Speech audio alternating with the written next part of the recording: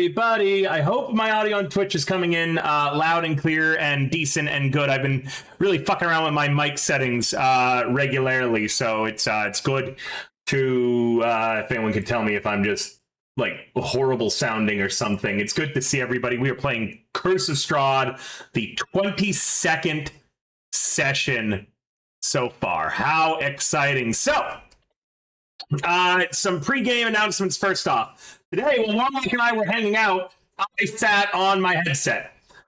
It's still working right now, but one of the ear cups is no longer connected to anything, and it's held on by the sheer massive size of my fucking right ear. There's exposed wiring now, too, so I have added a new headset to my throne, and it's a nice one. It's a decent one. It's 100 Canadian, though, so it's a little outside of my price range at the moment, especially since I am trying to go to TwitchCon. As long as I can get 300 USD set together for TwitchCon before August 14th, I'll be able to go. Afterwards, they're going to raise the price of the passes, so who knows what will happen with that. So if you want to support directly on sending me to TwitchCon, please, toss a few dollary dues if you like the stream on my Ko-Fi, because I get access to that money immediately, and there is no guarantee I'll get Twitch will pay me out in time to buy the TwitchCon ticket for next month. Honestly, it is diabolical fucking work that they pay you on the 15th, but they set the passes to raise in price on the 14th. Like, those fuckers, right? So yeah, if you can, please throw a few dollary dues or consider, picking up those headphones off of my throne. I also, while I was looking through Throne, got distracted and added some Nikke figures because, I like Nikke. Although Nikke is, to me, as to what Limbus Company is to Warlock, meaning that I kind of lark playing it more often than not, since I keep bothering Mike to play it with me and he's resisting still. All right. Do I have any other pre-stream announcements? No, not really. Moko and Somni will be jumping in. Well, Moko will be jumping in later. Somni is at Off-Kai right today, so she said she could be here, but I said, I think it's going to be better if you just, kind of enjoy yourself. You're at a convention, happens like once a year. You've never been to Off-Kai before, so go enjoy yourself. We'll make it a boys' night tonight. All right, Team Misogyny. Because Warlock was late, he does the recap. Yeah, I love being on Team Misogyny. Let's fucking go. Last session. Fuck. As he's trying to check his notes and figure out what happened last session, for the the viewers, you'll be late, so how about you do the recap an hour or two into the session, Moko said. Moko can do the recap. You know what, Moko? When you come in, I want you to recap this session, okay? Nice. Don't forget, viewers, too, if you want to help me get to TwitchCon, you get rewarded for doing so in the fact that I get either a lot of spicy or a little bit drunk. $60 in the Ko-Fi means that I'll be taking shots of vodka or hot sauce, your choice, during the stream. And $60 is almost an entire third of the way of getting me to TwitchCon. So, that happens 3 times between now and the 14th, and bada bing, boom. Daddy can go to TwitchCon. I don't know why I called myself Daddy, kind of regretting it after I did, but you know what? Sometimes you regret everything that happens in your life, and sometimes you're River the Bard. Please, Warlock, hit me with the recap. I'm really, the more I'm speaking, the worse it's getting. Shoved Ezek down a well. Team Equal Rights. Yeah, Team Equal Rights. All right. Damn. They shoved Ezek down a well. They're sure that's gonna pan out very well in the future. Then I see what you did there. As shut up, I didn't mean that. Lucian ran into Lady Fiona Wachter, got sent to the Vistani camp. Saw they're all dead. Came back with Casimir? Question mark? Correct. Okay. Casimir, and while he was on his way arriving, the party finally entered the fight of the Baron versus Lady Fiona Wachter. With the while the party was bickering on which side to join, Minos took the opportunity to fucking MLG 360 no scope phase fucking Fiona Wachter into the neck with the heavy crossbow bolt. As River narrate, it's almost as if that was fated to happen. Interesting. Oh, and then who actually did get the killing blow on the Baron? Fucking The man in the room with you. It was Moko, no. 100% Malcolm. He took down two of the both the dogs too. I took down the dogs, but I didn't get the killing blow on the Baron. right. Who I got didn't get that- the? Yeah, who got there that was killing another blow? bolt- There was another bolt to the neck. Oh, shit. Yeah. You I didn't you know that. chopped his sword in half and carved into him, and then Yeah. Minos finished him off. Yeah, Minos hit him with another bolt to the neck. Fucking kill stealer. You know, Yeah, once Yeah. again, weird, almost like it was fated. Mm-hmm. Wonder if that has anything to do with anyone's dark secrets. I don't know what you guys are talking about. I have no dark secrets at all.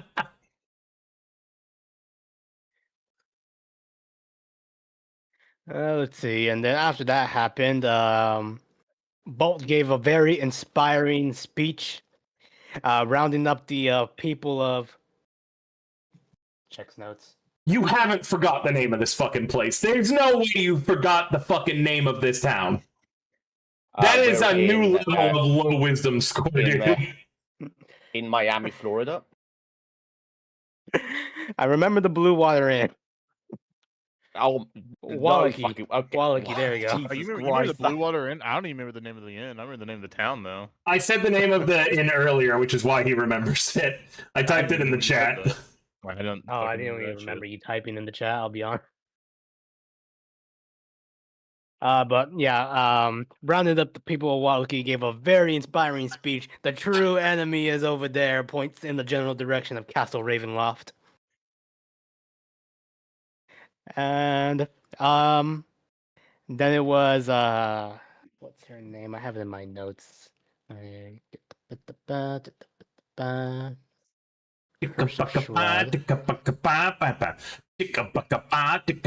Fuck, there's so many notes. I had to scroll so far down.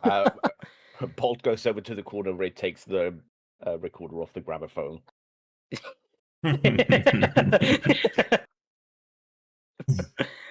Nice and silent. Varg, no. Lydia. One day, yes, Lydia. It was the Baroness Lydia. She said, no, Bolt can't take leadership because that's it goes to her son now. Which she isn't wrong in terms of succession. Depends on if you Funny, follow the laws of succession or not in this case. Yeah, Exactly. and also it's like, do we really care about the law that Strahd put in place? I don't know.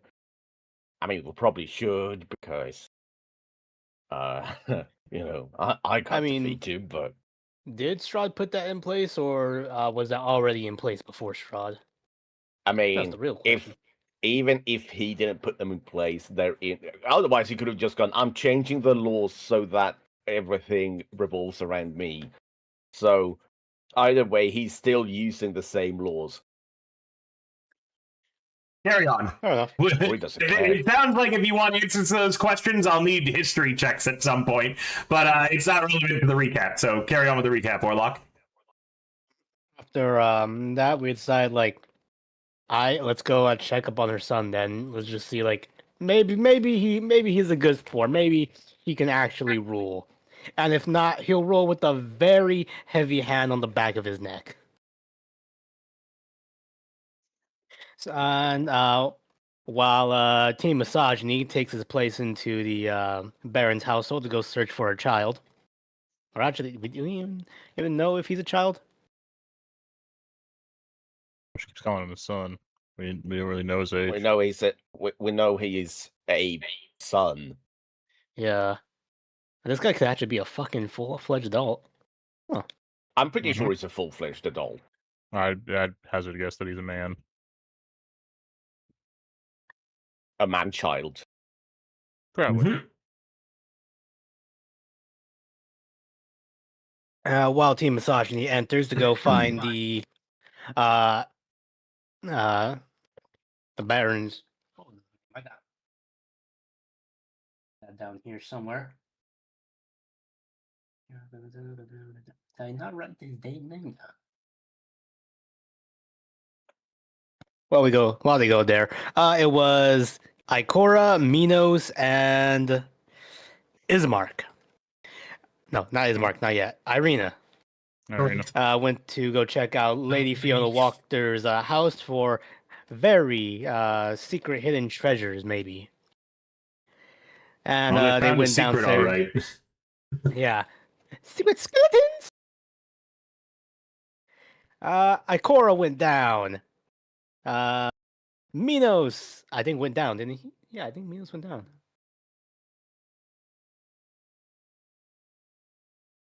Then he got up. I forgot that process. How Irina also went down. It was looking pretty grim, almost like a half TPK over there. And then Ismark arrived, saved the day. Pulled Ikora out of there, and was holding off the skeletons. Went down, failed 2 death saves, then nat 20 the last one, and ran back up the stairs. Was not his time to die yet. And then gave Minos a stern stop going places. And from there, we go back to Team Misogyny.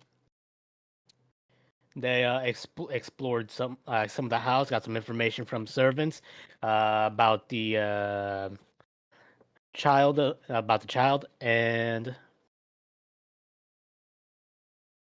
see what else.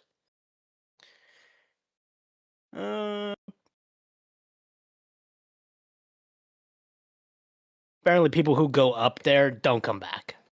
And yeah, we decided to go up there and explore. And that brings us up there in the. Is it an attic? yes. Yep. All right. The dusty 20-foot square room has a high-pitched ceiling that reaches its peak 20 feet above. The wooden rafters are shrouded in cobwebs. Except for an old table with a lantern on it, the room is empty. The lantern radiates soft, flickering light. It is lit, and it rests there.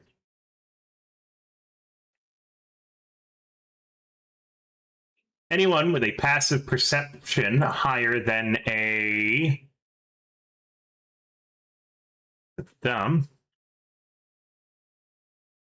a 12 suddenly hears coming from the far east, muffled as if there were a few walls or objects or just sound dampers between you and it. You hear a quiet, a small kind of burst of flame.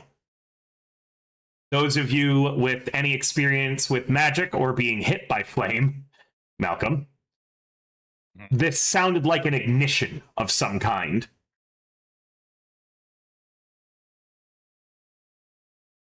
Damn. Lucian, you didn't hear Good shit. I mean, I didn't hear it either. Mine is I 11, did. so. All right. Yeah. Oh yeah. So does Malcolm's expression change in any sort of way? Yeah, What you do know, you look around say? confused, like, could I also hear something? Sound like fire.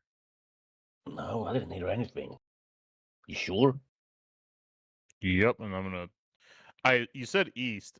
I don't have a compass on this fucking map. I'm gonna assume Just to the right of you, to the right of you. We're not doing Brookby and East bit again.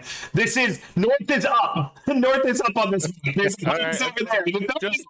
Just wanted to make sure. Sorry, I'm fucking traumatized. Carry on. When he starts hearing things, I'm gonna try to roll a perception check to see if I start hearing something, or if it was just a one. Yeah, roll me an active perception. Roll me an active perception. You all wait a moment to hear if the sound will repeat itself or not. And then anyone with a perception higher than 2 suddenly hears what sounds like a peal of localized thunder. It's not going to be loud enough to have escaped the building, thanks to just how the building is, set up. Anyone in this floor would have just heard this crash of thunder.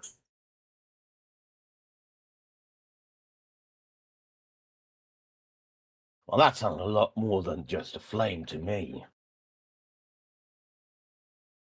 What the fuck?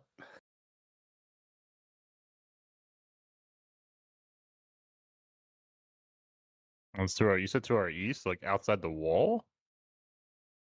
As if it came, so on the other side of that wall, and then as if it was like some distance away between you and it.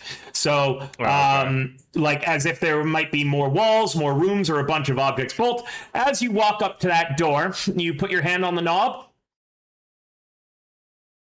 I mean, with the perception that I just rolled, does it sound like there's anything shuffling on the other side? No.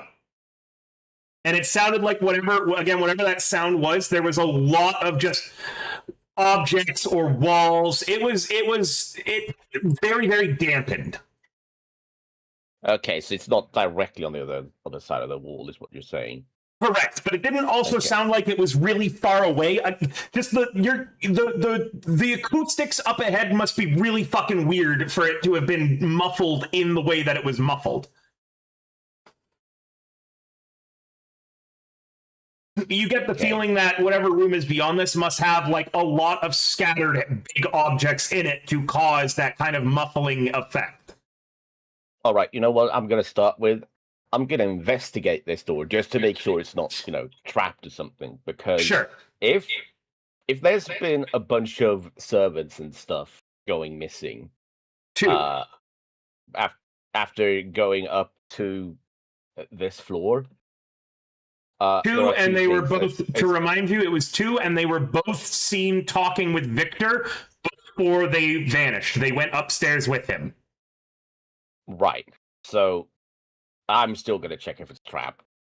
Because if this nut job is just having his neat NEET moment up here, where he's just avoiding everyone, he might just leave this trap when he's up here.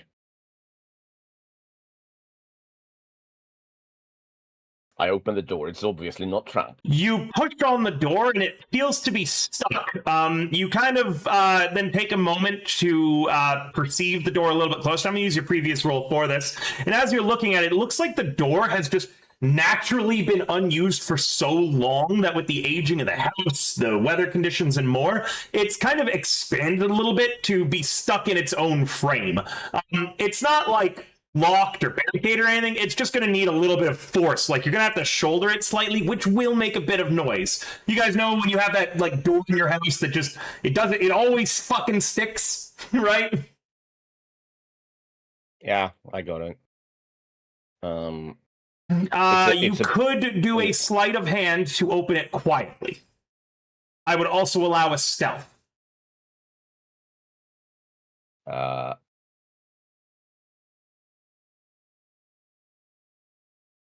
I mean, might as...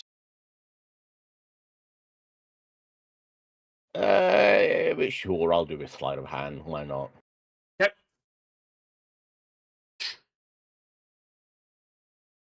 Yeah, you not only open the door so well, but just as you do, you can kind of see that if you held the door for a few seconds longer after opening it, you will it kind of fix the way it sits in its frame.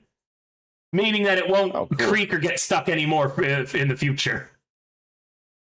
Nice. I'm a handyman already. Do you open the door then? If this whole hero thing doesn't work out, I could always just become a janitor, I guess. Somewhere the god of doors smiles upon you for this kindness of fixing a door that you might never really use again, gain an inspiration. Oh, thanks. Also, I already remember, had one, so donate it to someone else. Remember too, viewers, if we get a $60 tip, I have to get caught up on shots, and that would be the first of the night. I'll give the inspiration. Is there a way that I could see if someone else has an inspiration? Yeah, on the party or sheet, something? the party tracker at the very top, do you see how you have like this gold diamond, as does Malcolm? On the party sheet? The top left. Top where icons are. Yeah. Top Oh, left of up there. Yeah. Okay, yeah, I give it to Lucian then. Lucian, go ahead and give yourself an inspiration. Excellent. And we are no longer on free movement now that that door has been opened. Malcolm, you are up first on initiative. I Alright. just mentioned real quickly, it seems to be dark in here. I can't see any colors. And I look over at Lucian and Malcolm, who I assume are basic human bitches and can't see. That's I brown. I think I have a torch out already because I had to get one. Yeah, for it the says previous 6 always. Yeah. Okay, cool. Then yeah. You could also all right. pick up the lantern on the crate beside you. We'll leave that to Lucian. 10, 15. Malcolm, this Mhm. large attic is full of old, forgotten things draped in white sheets. Piled around them are barrels, crates, trunks, and old furnishings covered with cobwebs and dust. You can see a clear footpath through the maze. There are obviously a single set of human footprints in all of the dust and the gloom of this. It's clear that things have been pushed out of the way or stacked up to allow this path to exist. Straying from it could cause the entire precarious mess in this attic to topple over. You should see the footpath on the map actually as well. Yeah. I see it. Let's turn to the other two and say, there looks like there's a path. I'm guessing it's the only way through it.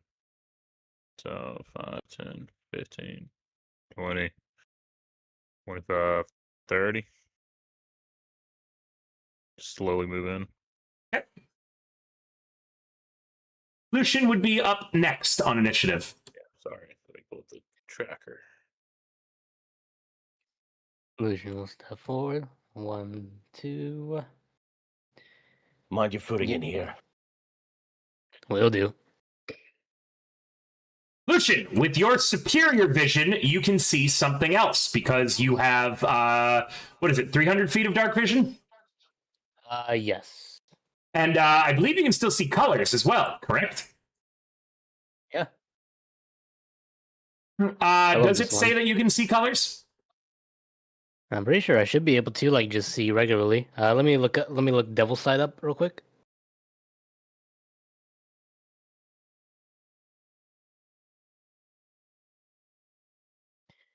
It allows you to see normally in darkness, both magical and non-magical, up to a distance of 120 feet. Yep. So you do not see you do not lose out on seeing color. So you can see perfectly to the other side of this mess through all the furniture, and you see that door on the opposite side that the others can't. I'm not going to ping it for the sake of them not seeing it. But yeah, but can you? Okay. Someone has carved a large skull into this door. Hanging from the doorknob is a wooden sign that reads, "All is not well."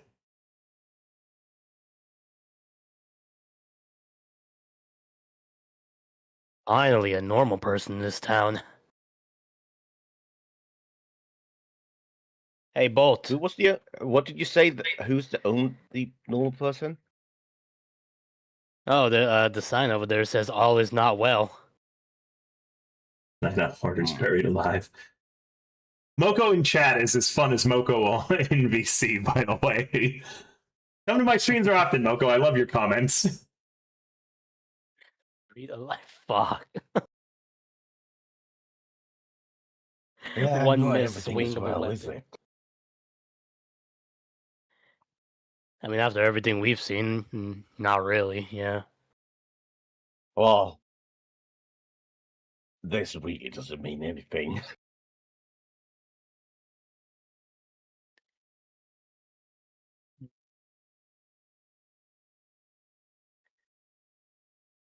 Six. And what do I got for rolling?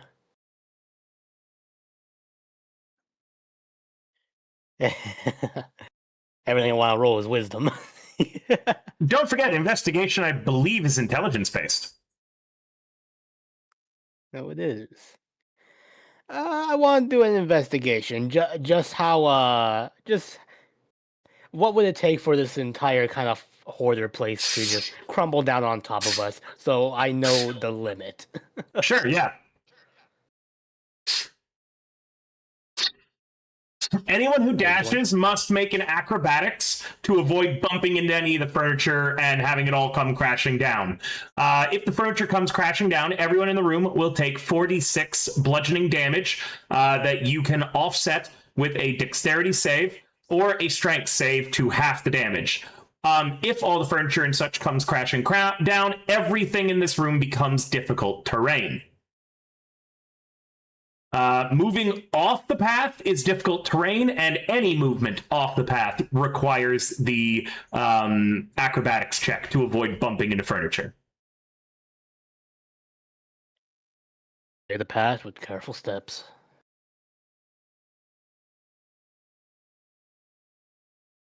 Is well, that's target mode. Is this also a door? That's Or is it a a window? closed up window. Okay. Lucian, one more thing. You do also note that the acoustics in this room are strange, as I had said before.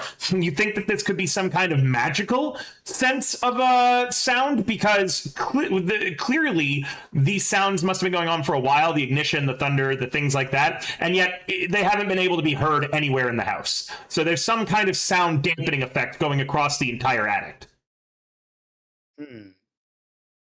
It seems to not be affecting your guys' speech, your footsteps, or any noise that you are making, and it seems to be only affecting noise in the room up ahead. I believe they got soundproofing in Barovia.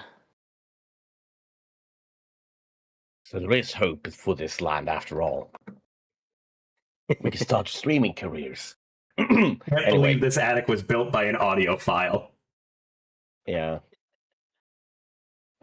I'm gonna 10, 15, 20, 25. But please make me a Constitution or a Charisma save, as from behind the couch, there is a sudden movement that jump scares you as it leaps onto the backing of the couch. I'll do it. If you have any effects that let you ignore fear, then you automatically succeed. Yeah, with your Charisma save, you manage to keep your cool and play it off that you weren't startled. You don't bump into anything. And you are able to see that there is a small skeletal cat on the back of this couch. A skeletal what? Cat. Oh. A skeletal cat on the back of this couch. It's on the kind of spine of the couch, and it just kind of gets up there. It has skeletal claws, but it doesn't seem aggressive at you. It doesn't hiss or anything. It just does this lazy stretch on the back of the couch, as if it was somewhat annoyed it wasn't able to startle you like it was hoping. Okay, then in that case, if I sort of read that, I want to do a pretend, but I do it so I don't bump into anything, like a delayed reaction. Oh, the cat seems incredibly pleased with itself, leaps down onto one of the cushions, and then kind of moves its head towards your hip and your hand. There is no skin, no bones, there are bones, skeleton. There is no skin, no muscles, no organs, no eyes, no nothing on this skeleton cat. Hey there, buddy. And I'm gonna just reach out a hand to like try to pet it and say, It- "You nearly, you scared me a little." It nuzzles into you and then drops down from the side of the couch into the clutter. And as it moves, it kind of shows you a pathway through the rubble that's not only on the footpath. You, Bolt, are now able to just kind of make a direct line to that door, going through that way if you follow the cat's path. It seems to be waiting for you each junction as well. So the next point that it's waiting at is kind of right on the edge of your vision. It should be in around here. Yeah. Okay. I'm gonna just wait. How much did I move? 5, 10, 15, 20, 25, 30. And I'll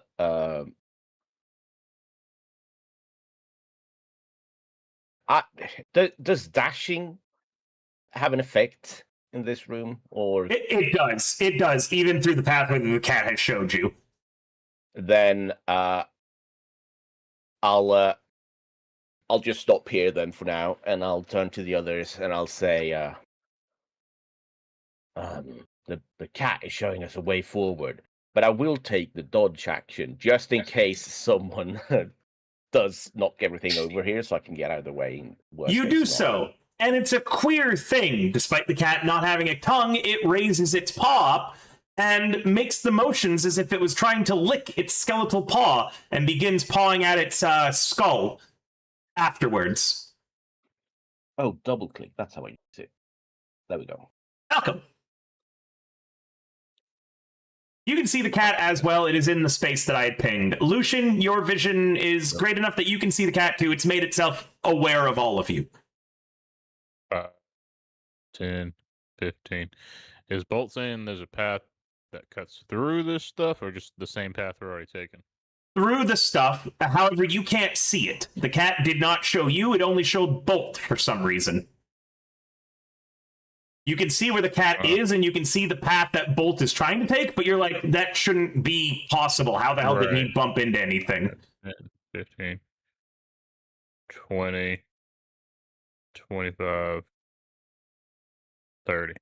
I'll keep walking steady as it is, the car path. Lucian. 1, 2, 3. I remember you mentioning that little flame sound, like around kind of this area side of the wall. Probably. No, I did not. I said it was to the east, and it sounded like it was there was a lot of objects or additional walls between the sound and where you guys were. Meaning it was not directly on the other side of that wall. Gotcha.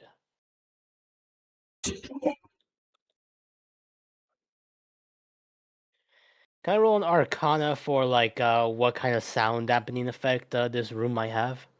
Absolutely. And is there anywhere else? Is there anywhere in the room that you are particularly focusing on? 1, 2, 3. Okay, because we were able to hear the flicker bit in here, but it gets more dampened, I'm guessing, the farther away it is from maybe that room. Are you focusing on those clicks? Yeah, I think I'm gonna focus on like that side of the room, but I'm Please going roll to. me I an should probably get Arcana. closer. Okay. Ah. You can't quite figure it out. What's going on with the sound dampening effect? You don't recall any spells like that. Anything else? I'm gonna finish my movement. 1, 2, 3. The cat darts away from you as you get close to it, disappearing into the clutter. It doesn't seem to like you, Lucian. Lucian looks back towards Malcolm. Magic and animals are weird. Right. I mean, That's a fallen paladin. That's just a regular cat to me. Anyway, You've met many boned cats?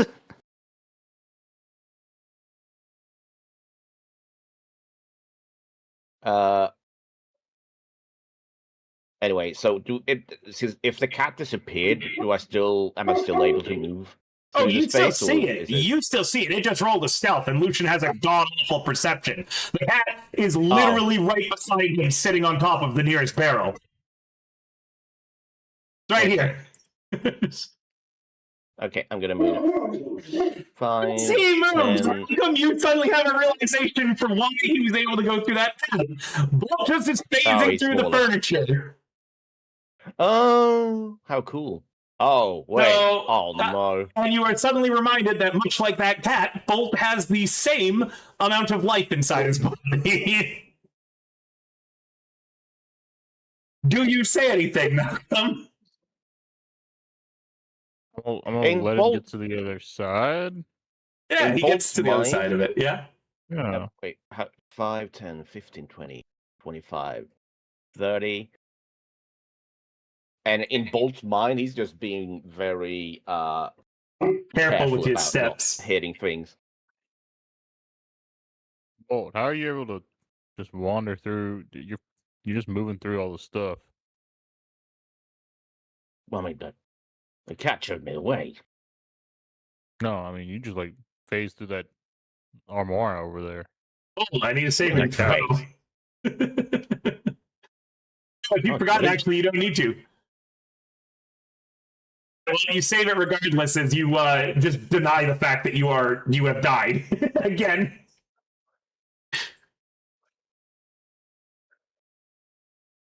I thought they reattached my head, but maybe I.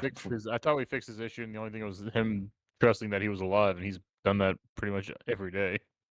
Yeah, weird of how he just phased through a bunch of furniture, and of how the undead cat seems to really like him. Carry on. Oh, sorry. I'm still gonna do the same thing as before. Where's my Dodge action. actions?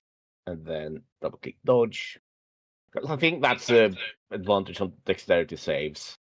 It's actually right, a so- disadvantage on anyone who attacks you. Yeah, but I think it also gives you advantage on dexterity saves, is what I'm saying. Yeah, any dexterity saving throws are also made at advantage. Yes. So I'm just doubling down on Yep. not being hit by things falling. Sure. This close to the door, you can hear muttering on the other side of it.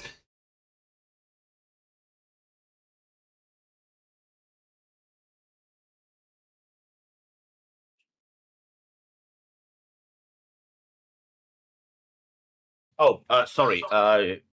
Like what sort of sound? Muttering. It sounds. I would need a kind of perception to get more details, and you've already taken the dodge action, so it's Malcolm. Yeah, in my turn, sorry. The cat You is just sitting. went silence. I was waiting for you to continue, and then No, nothing you just. came. I You was just. like, oh, okay. It's through a door, and with that same dampening effect, it just kind of sounds like. And we need to make sure that there's the. So it's not like audible, really, apart from just definitely a male voice on the other side of the door, some at an indeterminate distance away. 7 fireball. You don't hear it.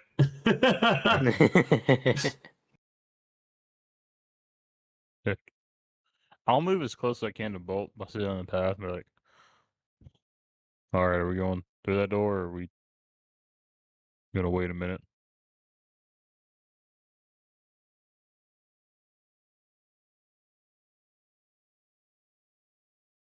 Oh, sorry.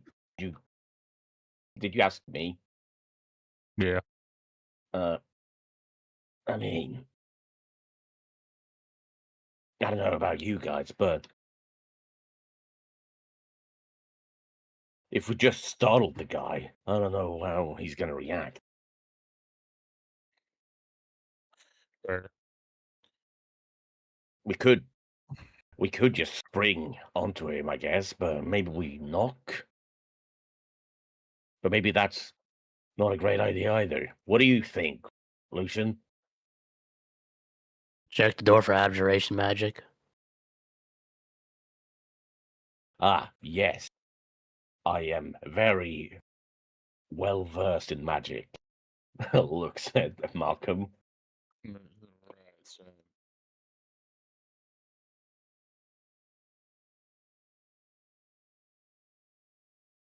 we'll let you handle that, and just end my turn. All right. Can I? Lucian. Uno, dos, tres. I'd like to check this door for any magic runes on it. That'd be an Arcana See some- check. Perfect. You get two things. One, there's a small, nearly invisible glyph etched into the skull's forehead. That's a glyph of warning. If you open the door, anyone on the footpath will have to dodge a lightning bolt. You hear a voice on the other side as well. It's and you're able to identify something about what's being said. Someone is chanting a spell. You're not sure what spell it is because you didn't roll high enough for that, and your perception kind of fucking sucks. But you're able to just kind of tell from being a caster yourself that someone is doing verbal components of a spell on the other side of that door.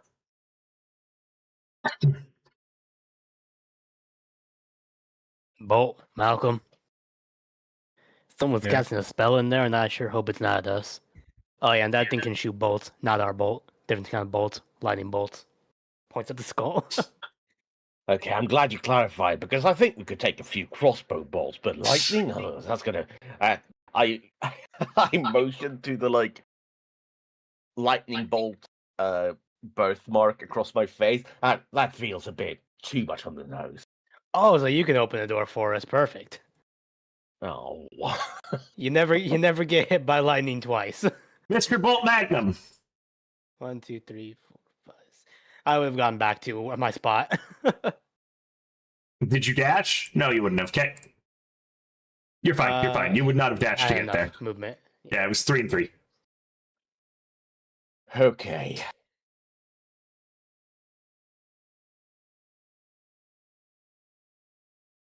I look at the cat to see if he knows a way to.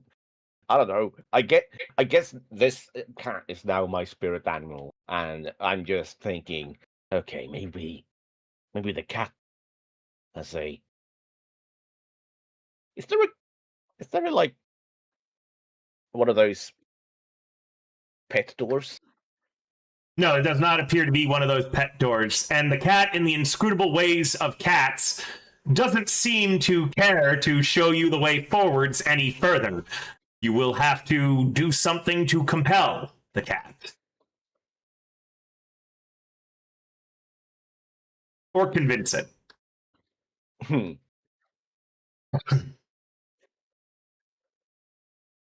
Okay. This is probably overkill, but I'm going to. Wait, where the fuck is it? Okay. Why can I not see it? I'm looking for my channel divinity, but I don't. Oh no, there it is. Okay, I just don't know if I have an action for it. Yes, it says as an action. I know, but I don't have an action in my actions for it. So I You do. can't. You do. Very tippy top, under your spell slots, underneath class paladin, channel divinity, turn undead. If you click it, Yeah, you but will see. that's not the one I wanted If to you use. I click wanted it, to it use- will show you the other effects in there, and it's the same saving throw for all of them.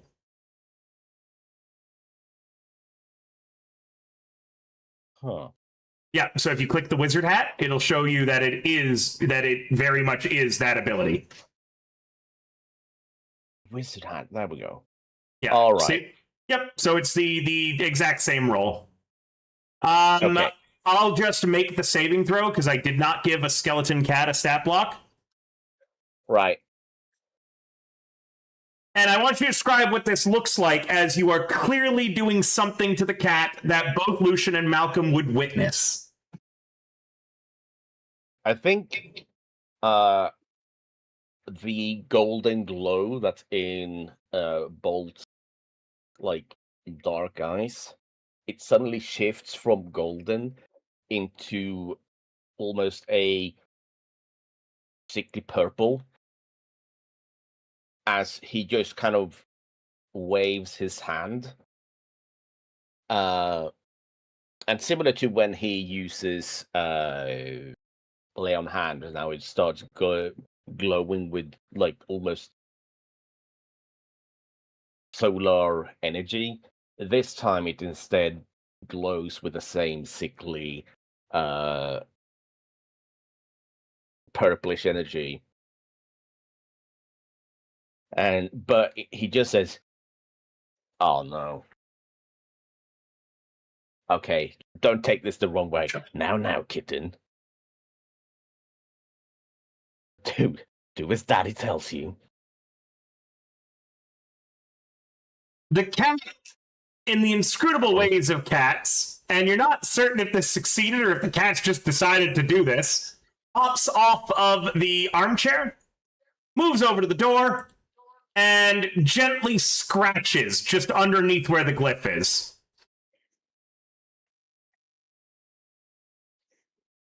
Okay, Can I remove the glyph somehow? Doing that, or is it like an unlock?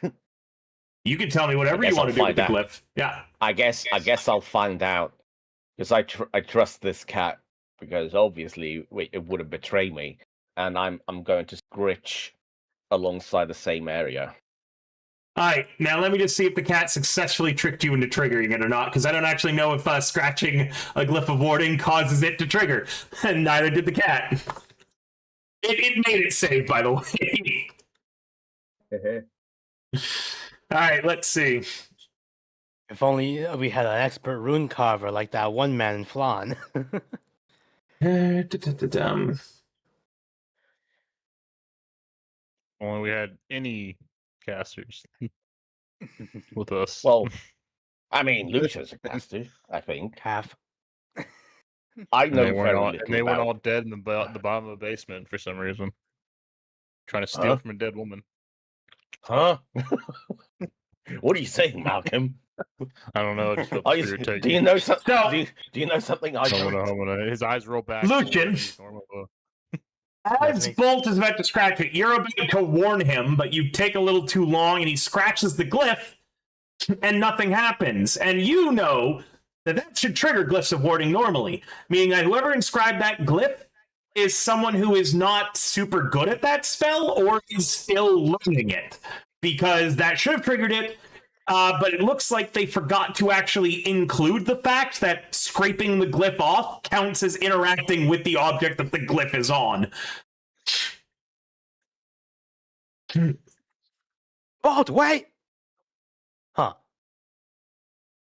The cat seems disappointed it didn't get to watch you fry, and you realize it is now conspicuously standing not on the footpath. Either way, the glyph... yeah. You know, I feel like I feel like you're not the only one getting blue balled here. Huh. Huh? What do you mean? I don't get it. That was anticlimactic. The cat meows. Hey, good boy or girl.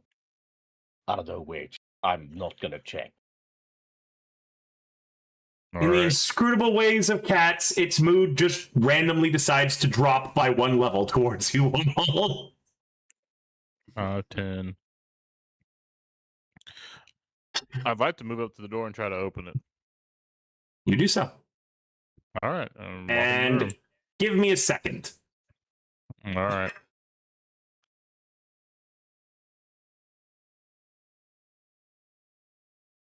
Oh shit.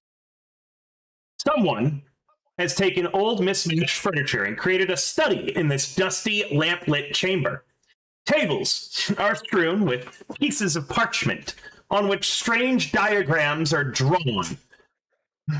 An entire wall directly in front of the man you see there is covered, also in pieces of parchment that seem to be arranged in some kind of arch. A freestanding bookshelf holds a collection of bones, sorry. On the floor, there is a dusty rug in front of a pine box on which lounges a skeletal cat. Several more skeletal cats skulk about.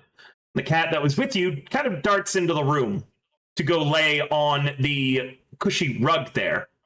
Most unnerving of all, however, to you, Malcolm, is do you see the corner in the northeast? Yeah, the one with the presumed bodies of people.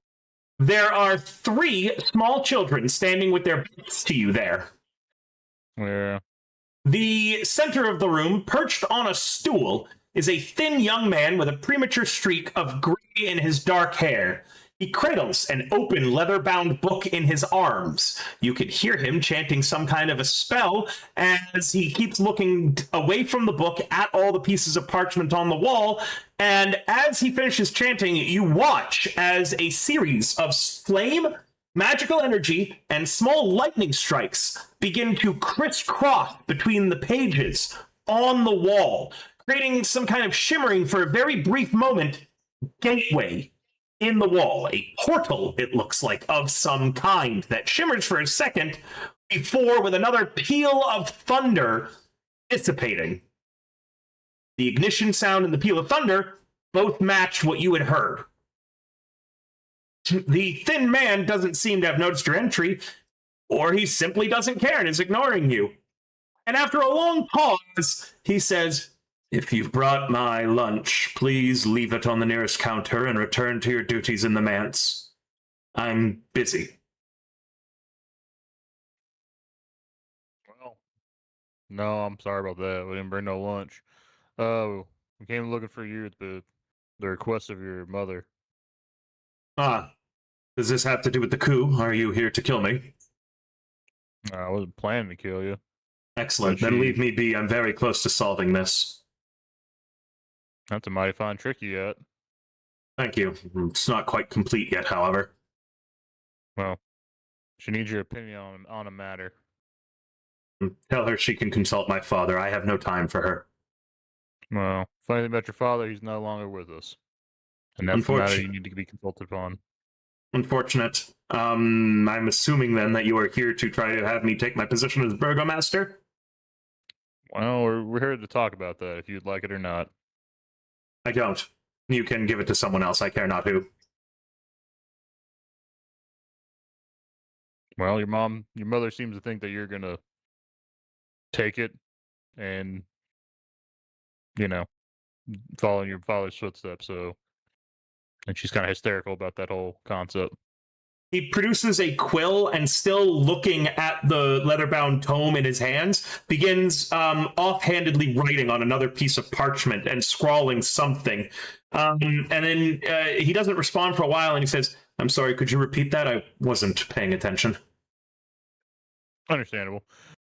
Your mother seems to think you're going to take over as a burgomaster and following your father's death, and she seems to be quite hysterical about that concept, because otherwise y'all would lose power, in her words.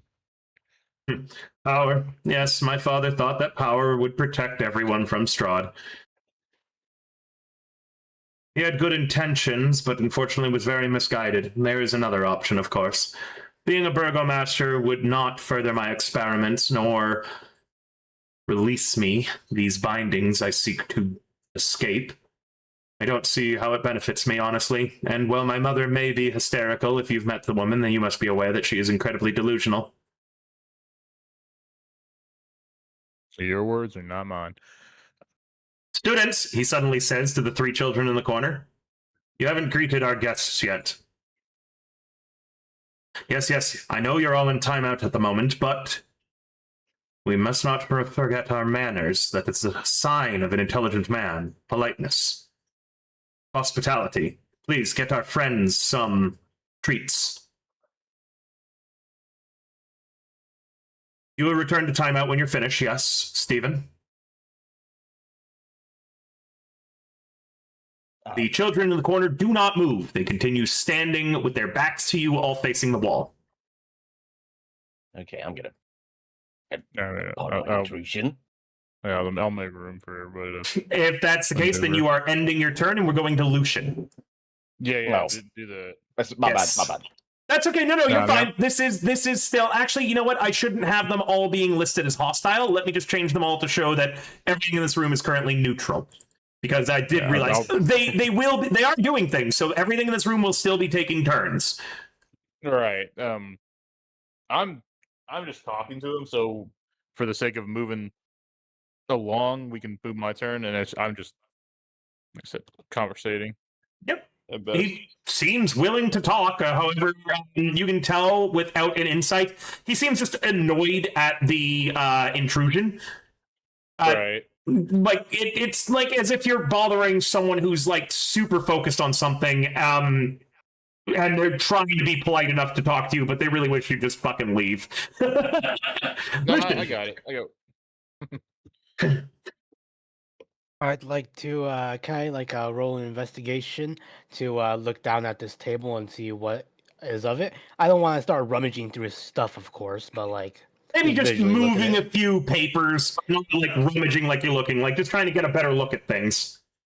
I wouldn't even say I want to touch it because that's gonna be intruding very heavily. I'd like to just visually look at it, just scan it over. Like, what does he have open there? I'm gonna say it's currently? gonna be a disadvantage then, as you're gonna be reading some pages are upside down from your perspective, some pages are being overlapped with other pages, things like that. So it's gonna be a disadvantage unless you tell me that you're willing to make small adjustments in where things are laid out. Not enough that it would be considered like rummaging, but enough that like someone who could see you doing this would be like, oh, okay, you're curious about this, but you're being respectful still. There is a difference when you're in someone's workshop from like, you know, picking things up and moving it to being like just gently like on a corner of the page tilting it so you can get a better look at it.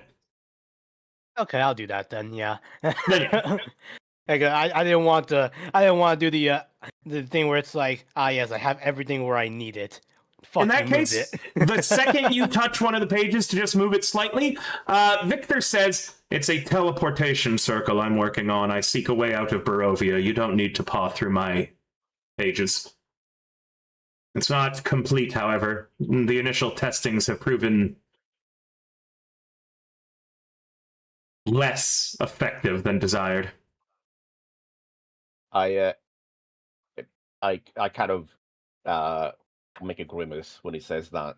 I'll say, is that what happened to the unfortunate servants that were sent up here? My volunteers, yes. I explained to them what I was attempting to accomplish, and they decided that they would join of their own free will in the testing. When they went through the portal, unfortunately, I am able to confirm their spirits were severed from their body, and the spirits did not escape the mist. Their bodies, however, did, and were sent to a different plane of existence. The spirit, however, remains trapped, much like when you die here in Barovia. If I can find a way to keep the spirit tethered to the body when leaving the mists, then I should solve this equation.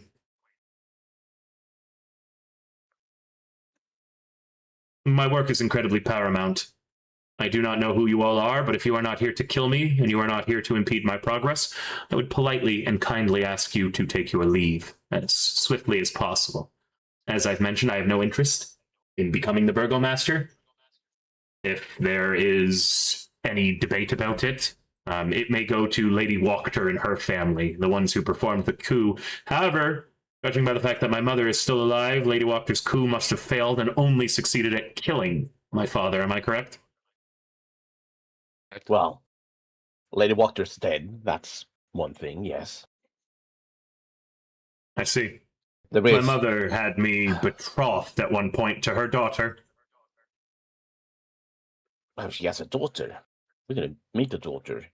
I would expect you hadn't.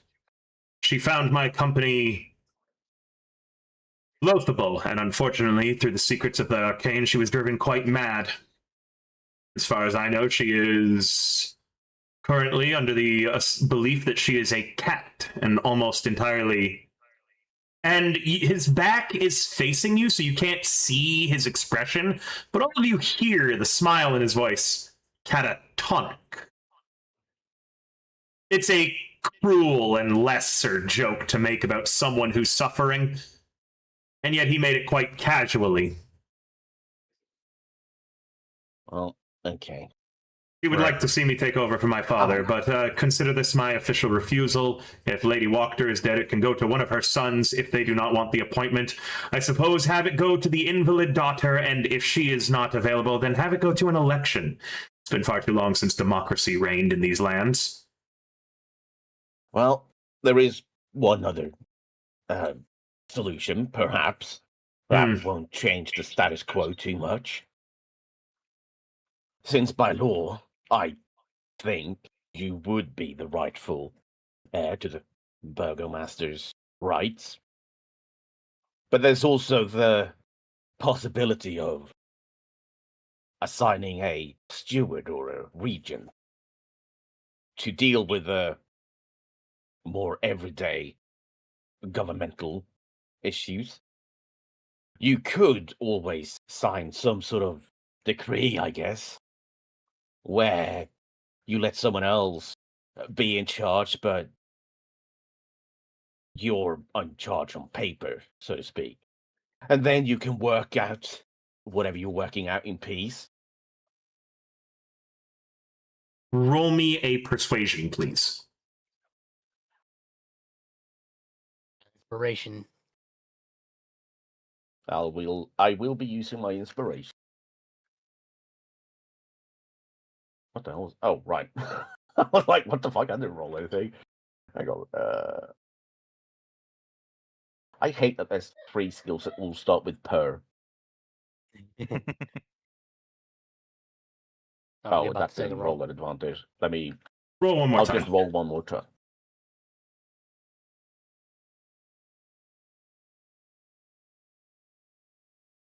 This could be amenable. And I am assuming you are putting yourself forth for the job of stewardship then? Unless I don't think there's anyone better suited in town that's willing to take that job. So yes, unfortunately, much like myself, they are all lacking in souls. So you're saying you are lacking a soul? You seem to have sparked his interest as he closes the book, puts down the parchments, and he turns to you, and for once you see his face. He seems tired. He has that same pallor of most Barovians, where they're just lacking any color on them. Yes. Have you not realized this yet? I'll get insight. Well, the majority of Barovians lack souls. Well, do you not understand how the mist functions? I'm just a guy. Very good. Well, students, and he says this not only to you, it seems, but again to those 3 children in the corner facing the northeast, please take your seats. The lesson is about to begin. Much like my father and most of the other soulless Barovians, and I'm assuming you guys all kind of take up positions in the room to hear this monologue, sitting down or anything like that. And does anyone do anything that I would need to know about before I begin a considerably long monologue? Is there light in this room? Is there a what? Is there light in this room? Like, oh yes, there's lamps everywhere. I think he said that this room was lit when we first entered. I feel like it was when I entered, but I wanted to make sure. I'll put out the torch. Okay. Also, I think I don't want to use quote unquote meta knowledge, but since all of these cats have tokens, but these children are not, can I kind of assume that these aren't actually children? No, you cannot assume that. I might be intentionally misleading you. They might have stat blocks, or I might just not wanted to have given children stat blocks because I did not expect that I would need them. Okay, hang on. Let me kill children. Let me roll a. Nope, those are real children, all right. You think you weird. recognize these children. You think that they look incredibly similar in clothing and demeanor to the children that you found in the abusive father's house. Oh, he might have even rescued them. This guy might not actually be that bad of a guy. Would anyone else like to make a Anyway. roll on the children? I guess I'll sit down on whatever chair there is. Yep, there's a chair at one of the desks, so I will move you over to there. Malcolm, even with a 10, it is the cat on the chair moves off of it. Even with a 10, you can't get lower than your passive perception, which now that you're making an active check, a 14 is enough to reveal these are dolls. They are painted and dressed up to look like students. They have all of the, kind of trappings of it, and each one of them is wearing a dunce cap. I see. Okay. Yeah. If there's chairs, I will take a seat. Bolt has taken the only chair, meaning that you'll sit on the rug. You can lean against the door. Yeah, you lean against the wall, Lucian. These dolls, no, I think that'd be a detect magic if I want to see if they're magical in any way. It would be, or you would have to come in physical contact with them. One moment, Poncho, I hear making sounds he shouldn't be. What was that? What was that, puppy? Leave the cat alone.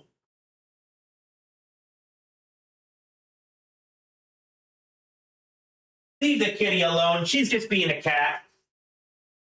Okay. Lucian, where are you sitting?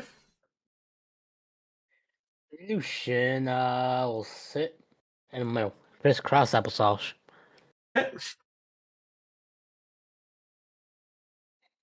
My eyes were once covered in silk and scales, much like my father's and most of the other Barovians. However, it was when I was looking through my father's library that I found a spell book. Through that, I began to teach myself the secrets of the arcane. This happened when I was quite young.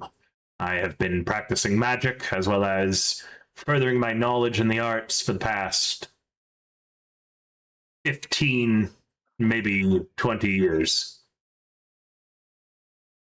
Oh, damn, he's old. Hang on. Sorry, can you repeat that? For the past 15, maybe 20 years have I been studying magic in these spells. He doesn't look super old, so he must have found it when he was incredibly young. Or he's aged very well. He doesn't look super young either. Like he has a like premature streak. You know? Yeah, he has a premature streak of gray. So he is a thin young man with a premature streak of gray in his dark hair already. But we can sort of assume he might have been a child when he found it. So yes. Regardless, he continues. In my studies, I came to peel away the secrets of this land. I have discovered several things. Barovia is a prison, separate from every other realm and plane of existence. There is no heaven here. There is no hell. You, and he looks to Bolt, you seem to be a religious man. You must have felt it the moment you stepped foot into the mist, a sort of distance between you and whatever god that may have formerly been answering you. This is because your god is not present here, at least not in the way that you know him. Judging from your amulet, you must follow the version of our morning lord that exists outside this land. Am I correct? Yeah, we have a bit of a strained relationship, but that's pretty up to you. The Morning Lord here in these lands is not the same as the one that you are familiar with. It is less a god and more a presence or an energy within these lands. Less thinking, less feeling, and more like a flowing river. There is no afterlife in Barovia. When you are slain, your soul remains trapped in the mists until it can inhabit a new body.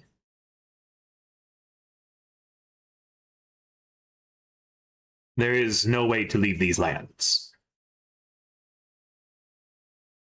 Alive or dead, unless you are one of the Vistani. Surely you must have met some Barovians that seem more animated. They have flashes of color on their clothing. They will wear garish outfits, speak in different ways, or just seem more alive than others. Those are your Barovians that have had a soul inhabit them. They are also the favored targets of the devil himself. I know not why.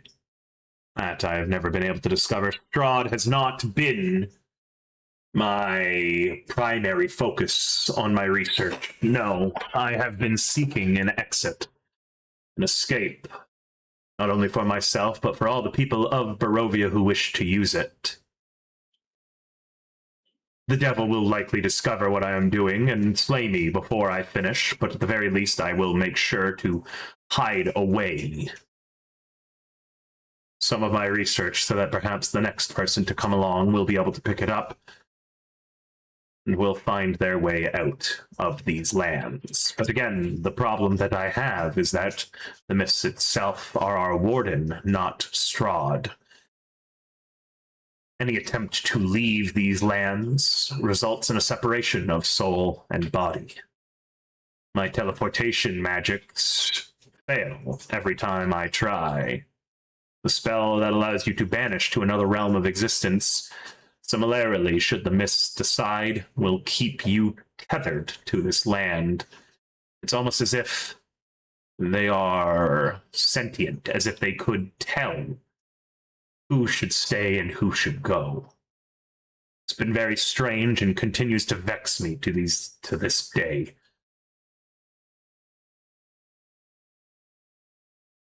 Your offer, however, and he kind of leans against his table, intrigues me. The idea of a stewardship. Perhaps you would be able to present a diversion, as well as a scapegoat to the other members of the town. Power of the burgomaster, I wouldn't need to ask any longer for people to test my theories. My research could proceed in leaps and bounds. With an entire town providing as a cover for me, and me seeming too busy to indulge in my research, perhaps the devil might not ascertain what I am up to. And and he seems to think about his words as if he's about to choose them very carefully. Steady source of subjects.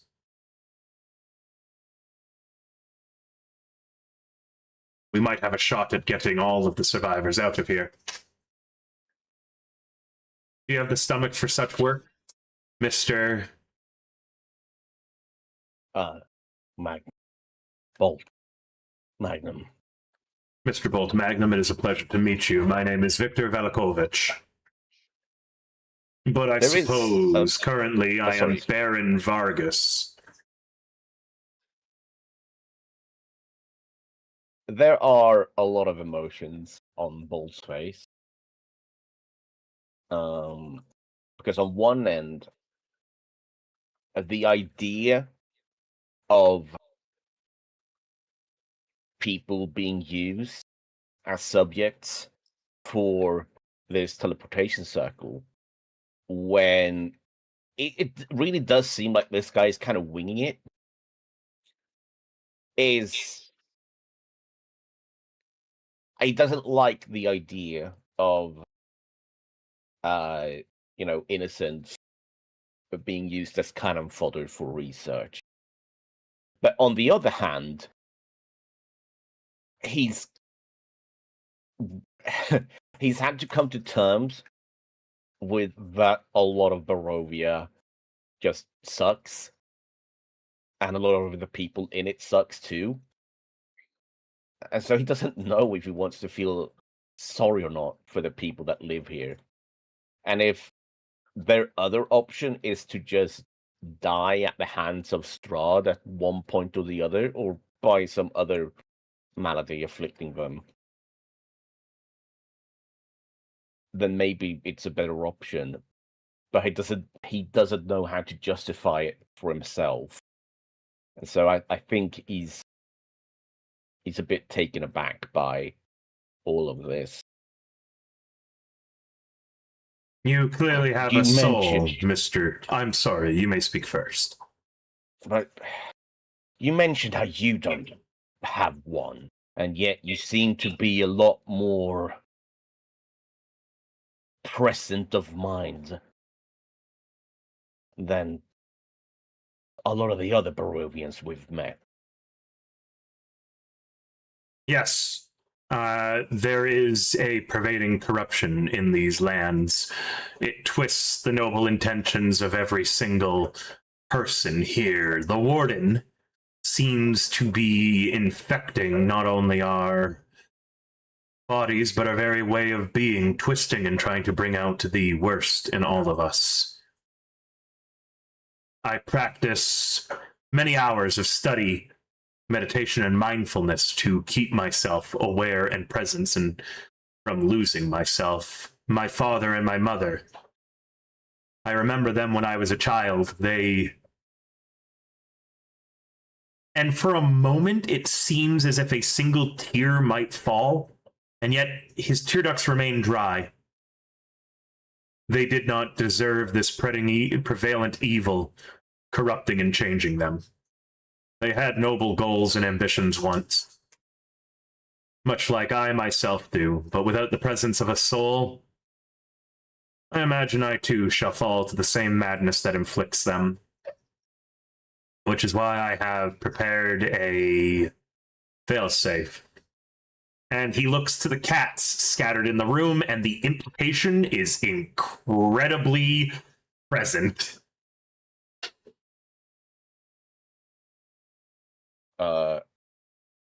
Wait, are you saying that he would? I don't get it. Can I? You can roll an insight. You may roll an insight, absolutely. He wants to become a cat. No. You understand that somehow the cats are going to be able to tell should he start slipping too far, but you don't know what'll happen after that. Oh, damn. One of them twines his legs, purring softly. Regardless, as I said, there are very few with souls in this land still. The number has been declining, I know not how, so some must be slipping the grasp of the mist. But in the next few centuries, I believe every living thing in Barovia will no longer have a soul. We will all be as I am, as my father is, devoid of any true emotion, devoid of any true feeling. Does this mean that the mist that's around Barovia is Strahd in charge of the mist, since the Vistani are allowed to leave and come back? I cannot say for certain. At times, it appears as if he is in charge of the mist, and at times it appears as if the mist is in charge of him. As I said, he hasn't been the main focus of my study. There's no real point. I believe many have lost themselves in that style of madness, and when I tried to peer beyond whatever curtain that it is that shrouds the devil, I nearly lost myself looking into that abyss. It was only with great willpower I managed to tear myself away, and even now I feel as if some part of me was lost. And he idly reaches up and twists that strand of gray in his hair. He kind of just twists it. It seems to be an unbidden thing. And all of a sudden, with the most fervor you've seen him so far, he says, "Quiz, student. What is magic's favorite color?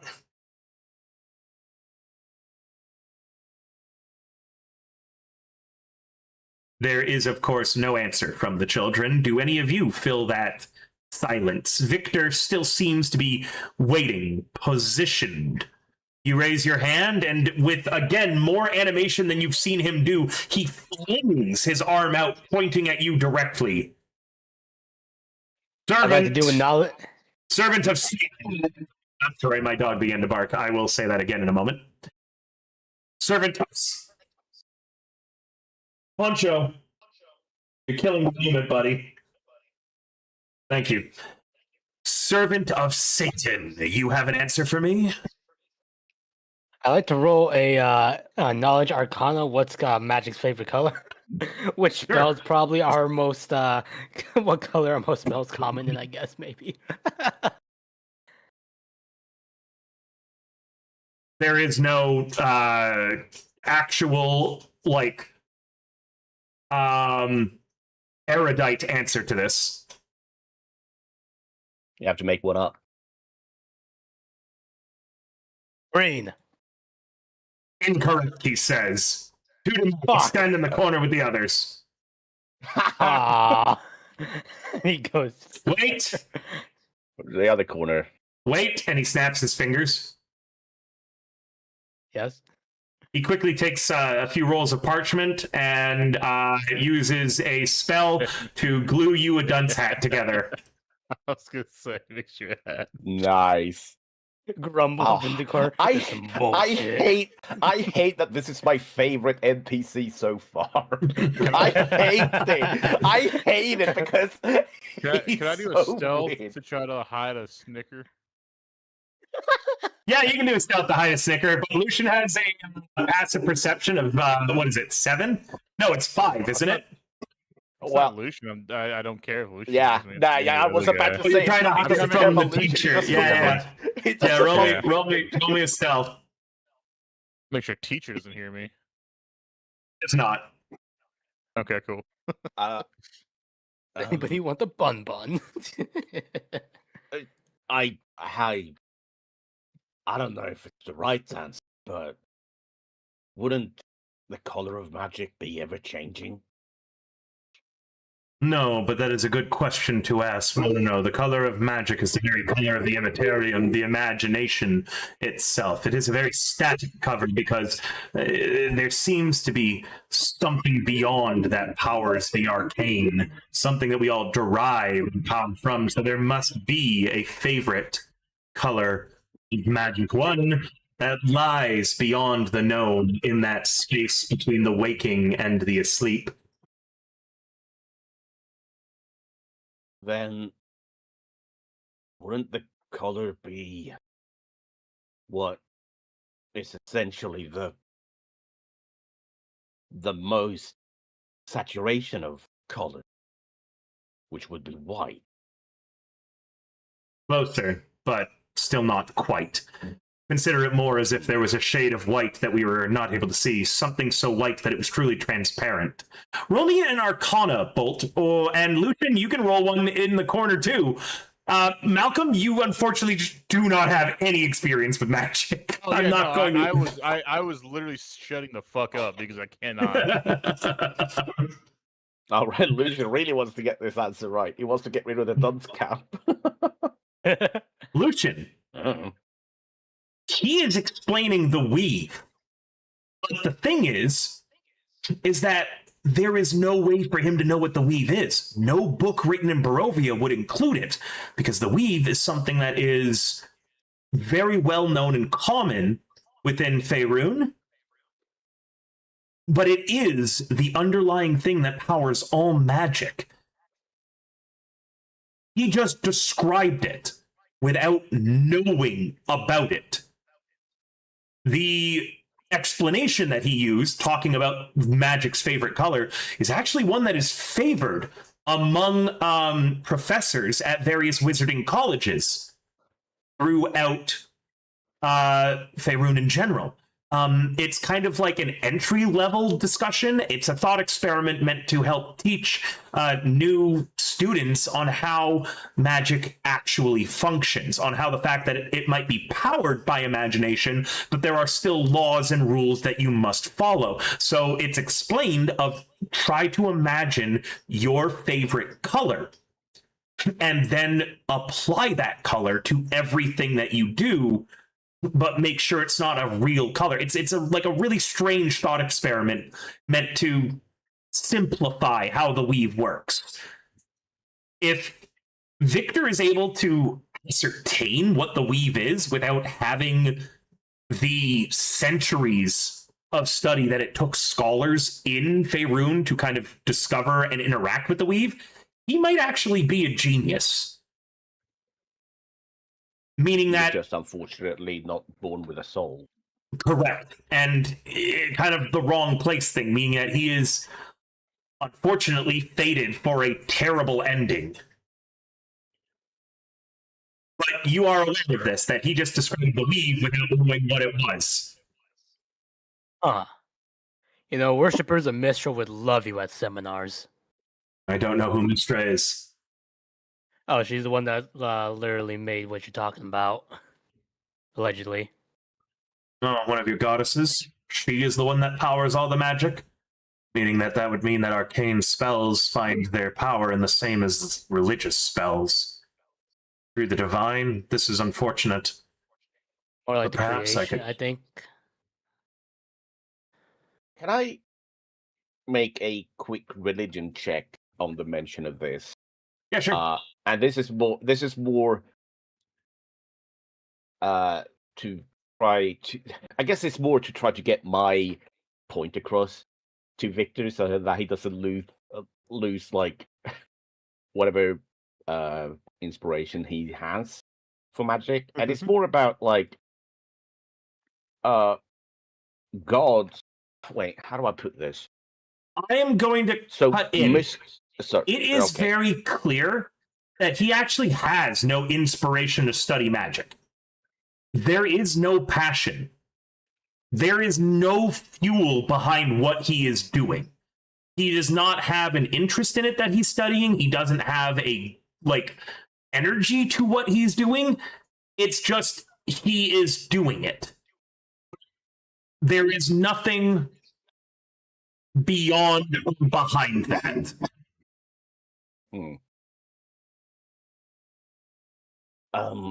So I guess my what my religion check is for is me trying to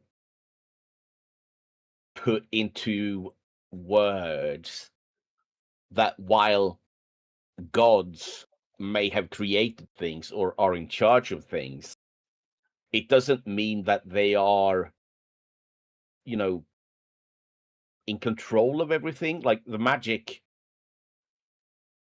itself, like gods exist on a different plane from us, right? They don't really walk among us the same way. It's kind of like for Strahd, how he is, you know, the ruler of these lands, but that doesn't mean that he's omniscient and ever-present and controlling everything. Right. And like a god might be in control of everything, but that doesn't mean that there are everything at the same time. So just because the goddess Mistra created magic, it doesn't mean that she's all magic. I'm just trying to put that into words. I'm going to go ahead and allow just the check, because we are working with some very abstract concepts here at this point. And you do find a way to explain to him that it is kind of a chicken and egg situation. It's not really known if Mistra created the weave or if the weave existed and then birthed Mistra. Right. Or if there's even like theories about how gods might have been mortals at one point, and so perhaps Mistra was just someone that got godhood because of the weave, or maybe like I'm just trying to describe the entire concept of things can both exist because of each other Yeah. and not because of each other. He seems to understand the concept well. Again, it either speaks to his intelligence or you're doing a very good explanation. His quill never stops moving on a piece of parchment as the two of you, Lucian and Bolt, speak, and at the end of it, he snaps the parchment into another tome, shuts it, and says, "Servant of Satan, you may take your dunce cap off and rejoin the others."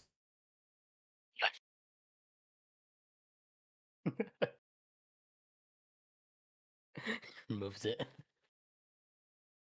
I think It's been this also very enlightening. I will say discussion, that with that discussion, I'm going to say that actually does eat up a significant amount of time, though, as you wind up, the two of you and Victor just kind of lose yourselves in the spirit of the discussion and the debate. I will say you have furthered his research a fair bit. Oh, cool. And I do think Nice. also part of this discussion, even though it wasn't the point of it all, I think it gives Bolt a lot of introspection as well to his situation of whatever's going on for himself. I think it's weird. I think he just part of him is like, well, this guy doesn't have a soul, but this is the the best conversation he's had in Barovia with someone that wasn't just,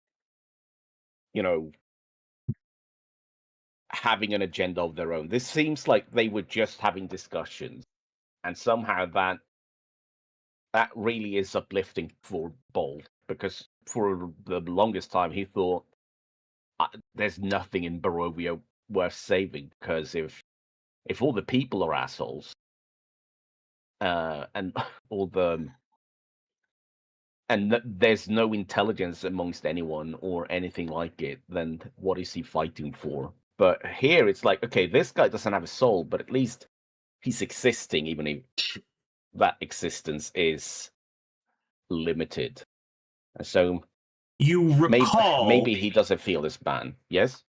You weren't there for this, I just realized. You were never in the Blood on the Vine Tavern, but I am going to go ahead and bring up this situation again, and I'll say that you've seen something similar to it. You all, as you kind of are realizing there is no passion, no energy between his, interest in the arcane, and that he is just doing it, you all recall the bartender, the one who was endlessly cleaning the tavern mugs, and then when he finished cleaning them all, he picked up the first one and just started doing it again. It's a very strange thing, Bolt, but there is something uplifting here, and I'm glad that you have found it. Well, to me, it speaks to, if they had a soul, they, like a bartender, that might just be a bartender. That's just his day-to-day job. But this guy, as a potentially genius, if there is a way that we could clear the mist and somehow everyone would be able to get souls, maybe there is a future for Barovia if the souls can be, redistributed to the people. I think that's what this conversation kind of brings into perspective for Bull. That maybe there is a light at the end of the tunnel. As your discussion is kind of reaching its natural end of the debate, the whatever you want to call what this was, the lecture maybe, Victor pauses again. We've gotten very far away from your topic, however, though I appreciate the discussion we have had, and I have found that this is an unexpected positive distraction from my work, unlike normal. I will ask you again, Bolt Magnum, if you were to take on being my regent, you must understand that someone like me will be attempting to further my research at all costs. There is simply nothing else for me. If I were to stop, you've seen the average Barovian citizen. I would unfortunately fall victim to the same fogginess that seems to permeate all of their minds. I will only escalate. Right now, currently, I hold no true official power, meaning I am forced to ask for all of my volunteers. Even now, I feel tugging in my mind at what I could accomplish should I be given such sway over the soulless in this town. You, Mr. Bolt Magnum, are in possession of your soul. And personally, I think that you would be far better to serve as a distraction away from me and my research, while keeping Strahd focused on your actions elsewhere in Barovia would be invaluable. And without me taking up the mantle of Burgomaster, although it would slow my research, maybe I can hold on to this for a little bit longer. I know what's happening to me. And he looks over to the 3 children standing in the corner. I know sometimes that they aren't real students of mine, but they help. They help when I explain my arcane disseminations. They don't talk or question back, and there's no way I could convince or force one of them through the portal. I do not want the title of Burgomaster, Mr. Bolt Magnum, for I know that mantle and what it did to my father. Please, although he is dead now, do not hate him, and do not hate my mother for what they've done. Do not hate Lady Wachter.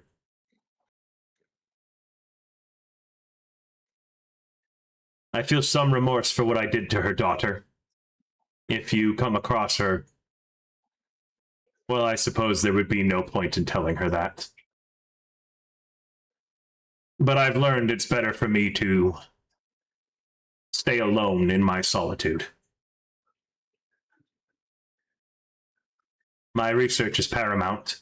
It's all I have the time, the focus, or the empathy for. Well, There is no changing me, Bolt Magnum, not unless you can find a way to bring a soul to me to dispel the mists. There is no way. Though I appreciate that you may try. As an intellectual, I can see it in your eyes that even now you are thinking of some way to try and save me. The way you save me, Mr. Bolt Magnum, is ensure that no matter what happens to me, my research is passed on. The next person will eventually take up my mantle. They will look into these papers, and perhaps they will find a way into the mists. Perhaps it will be someone of greater value than I, someone with a soul. Perhaps when I am born again, I will be lucky enough that the warden will choose to grant me that color that I have been seeking all my life.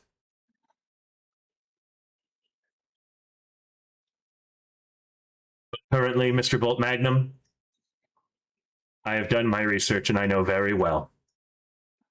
Sometimes there is nothing to be done. well, there is one thing to be done.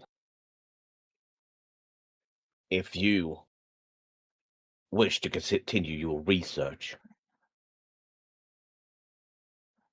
then, regardless of what happens, there needs to be put into place a system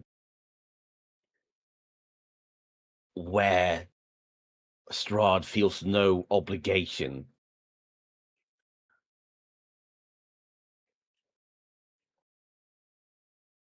to come to Wallachy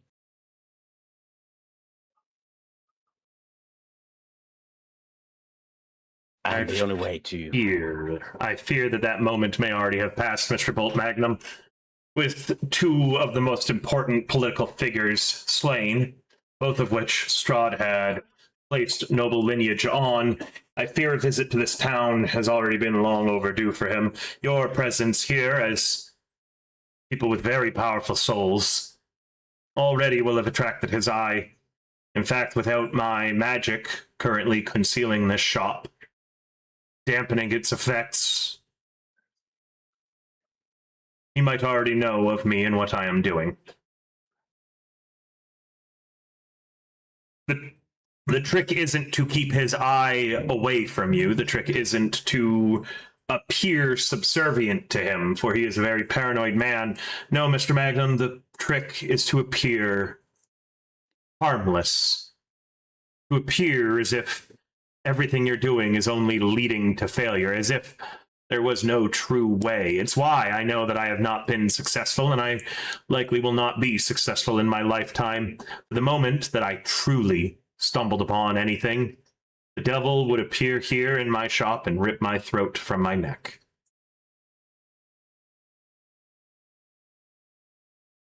Your idea is a sound one. But you have done the research.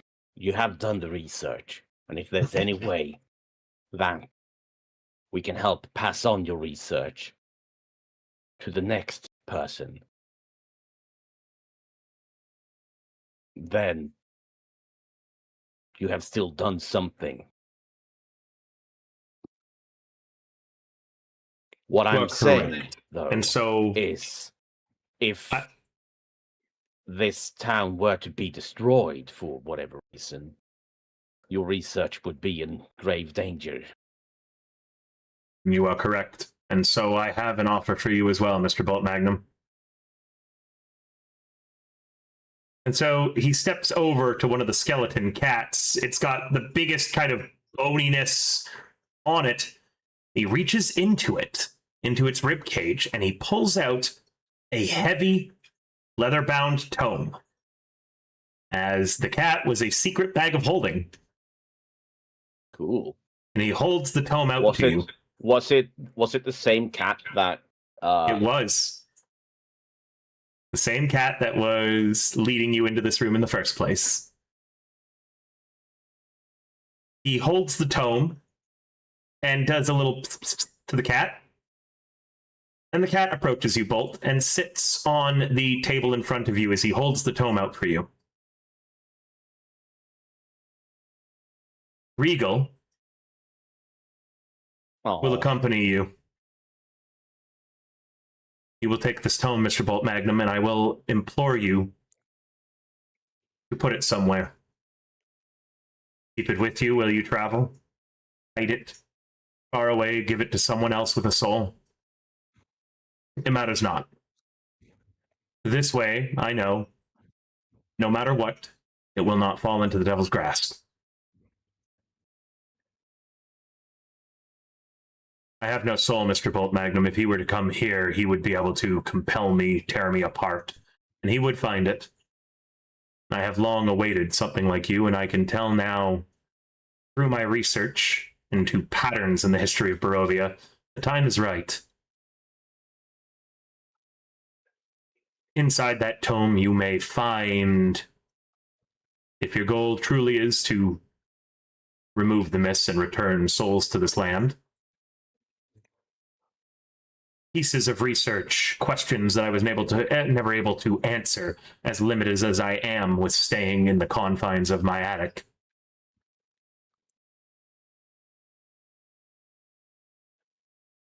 There are moments in Barovia's history, moments in the Devil's past that seem connected with places in this land. Unfortunately, I'm missing perhaps the most important thing I would need to complete my research, another tome. The tome of Strahd himself. A book that he penned that has long since been lost. With the combination of my research in that book, you might be able to break free of whatever chains of fate and destiny that the Vistani seek to shackle you with.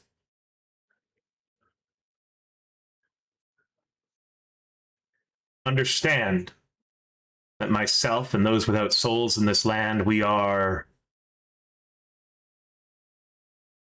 victims, as well as we are, in the grand scheme of things, utterly worthless.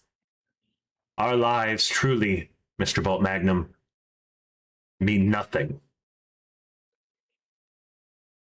Whatever route you take to accomplish this goal is the correct and the moral one. And with my research, I firmly believe that one day the sun will rise over Barovia again.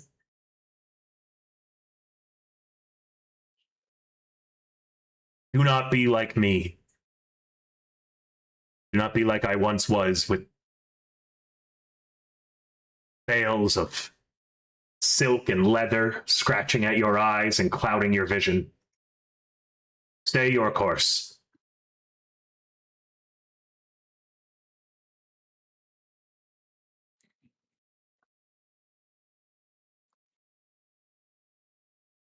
If Wallachie is destroyed, Bolt Magnum, and it does not matter. Because in a few centuries, I believe Wallachie would exist again. My research has almost but proven that history in Barovia seems cyclical. The village of Barovia has been destroyed many times, and all lives within lost, and yet it is built again by soulful men and women, people who still have that memory and vibrancy in their chest. Wallachie, I know its history well now. Wallachie has been wiped off the map dozens of times.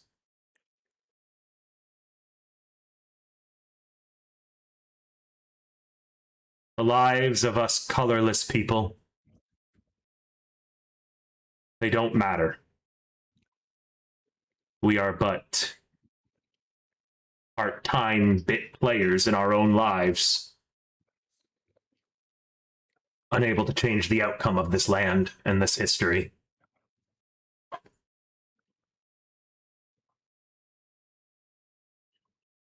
Do not get bogged down in our struggles.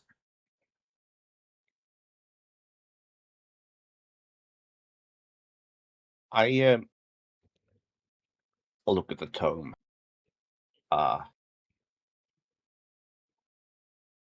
It is bound in this dark gray colorless leather, sorry. My accent came out for a second there. Leather.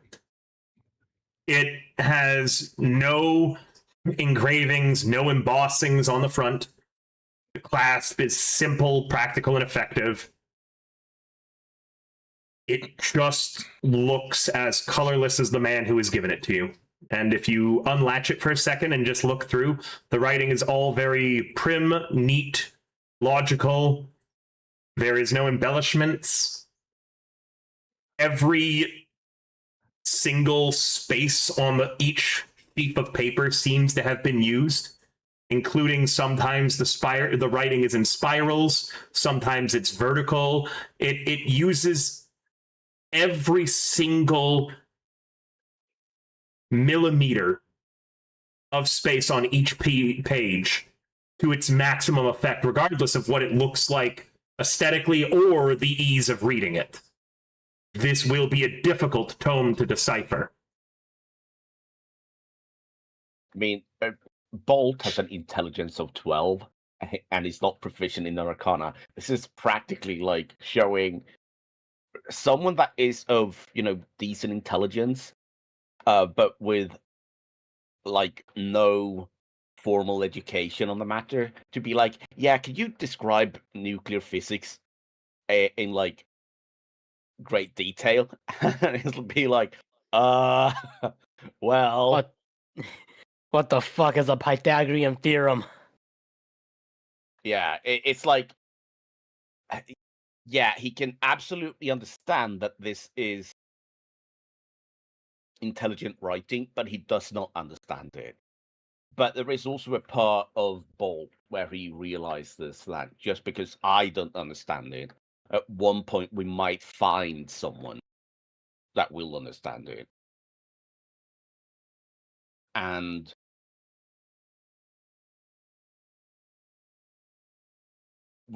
with all of this talk that we've had so far, I think Bolt has finally come to an understanding that his role in whatever's happening right now is not about whether or not he can save people or whether or not he can do things he would do in the outside world to further or better the lives of others.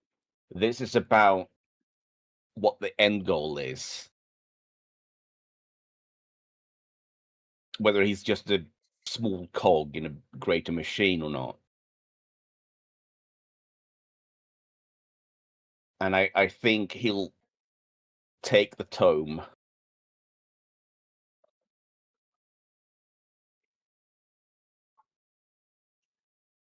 I understand.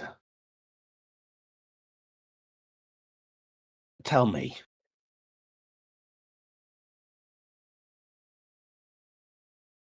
What should we do? Because your mother will throw a fit when we go down and tell her that her son has no interest in being the burgomaster. Should we just tell her that you have made an official decree that there should be a general election of some kind? Would that be the simplest solution? There will be no way to pacify my mother. I would not concern yourself with whatever she wants. She isn't the one who who this town will have to answer to. Whatever choice is made, I believe a great tragedy will befall Wallachie again. I think that it is already in motion, and at this point there is no stopping it. From the only way out of this situation that I would see would be to choose someone that the devil would not care if they are in charge of the town or not. Someone who he would believe is competent enough to keep things as they are without being skilled enough to actually improve the lives here or to make them any worse. Perhaps one of Lady Walker's sons, or if her daughter could be cured of the regrettable things I did to her mind, perhaps she would make a good option. Strahd will simply care about the most sensible, fastest, and easiest resolution. Otherwise, he'll decide to completely wipe Wallachie off the map once again. Perhaps he could be distracted with something else that he desires. I know not. The Mardikovs, they are not well liked by Strahd. They would make a good leadership for the town, I believe, however. So, unfortunately, they would be the worst choice.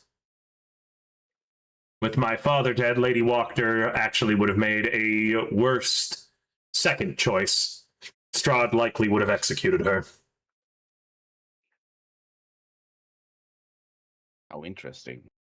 These are his lands. A coup in his name is still a coup against who was in charge of the town. Her coup, unfortunately, success or fail. The fact that it happened and that it succeeded in killing the Baron will have repercussions. Me, up here in my workshop, though, perhaps Strahd will overlook me. Or perhaps I will face his wrath as well. No matter what, I feel something I haven't felt before. now that you've taken my tome, Mr. Magnum. Something illogical that the arcane makes no answer for. For the first time in my life, I'm feeling satisfied. As if I've accomplished something. Regardless, time is now short, and perhaps shorter for me than it has ever been. I must return to my research with these new insights that the both of you have given me, and I thank you for it, but I do believe that it would be time for you to get going at this point. Whatever you decide for the town, I hope it works out. Perhaps speak to my uncle. Maybe he could help you better. He was a far more empathetic man than me, despite lacking a soul himself. Your uncle? Yes, Father Lucian. My mother's brother. Right. Yes, of course. We will do our best. I believe you will. So is Regal the cat gonna come with me, or? Yes, and she opens up her mouth wide if you'd like to deposit the tome back in her belly.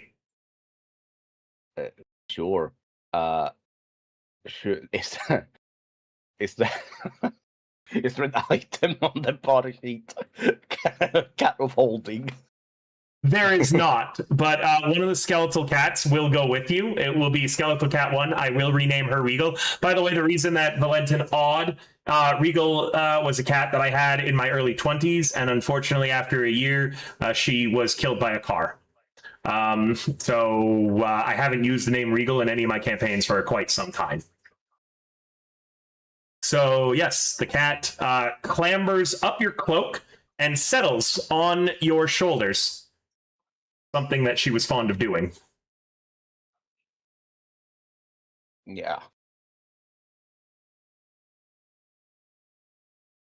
I did tear up. That's when, okay. You said her name, so I had to mute myself. Trust me, I've teared up right now myself.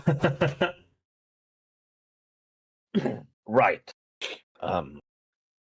I will pass by Victor.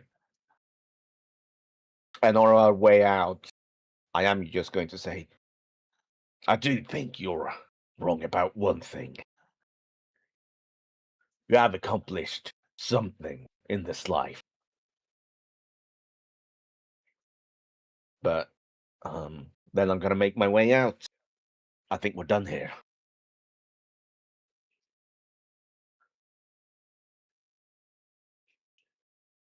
And I'm going to leave.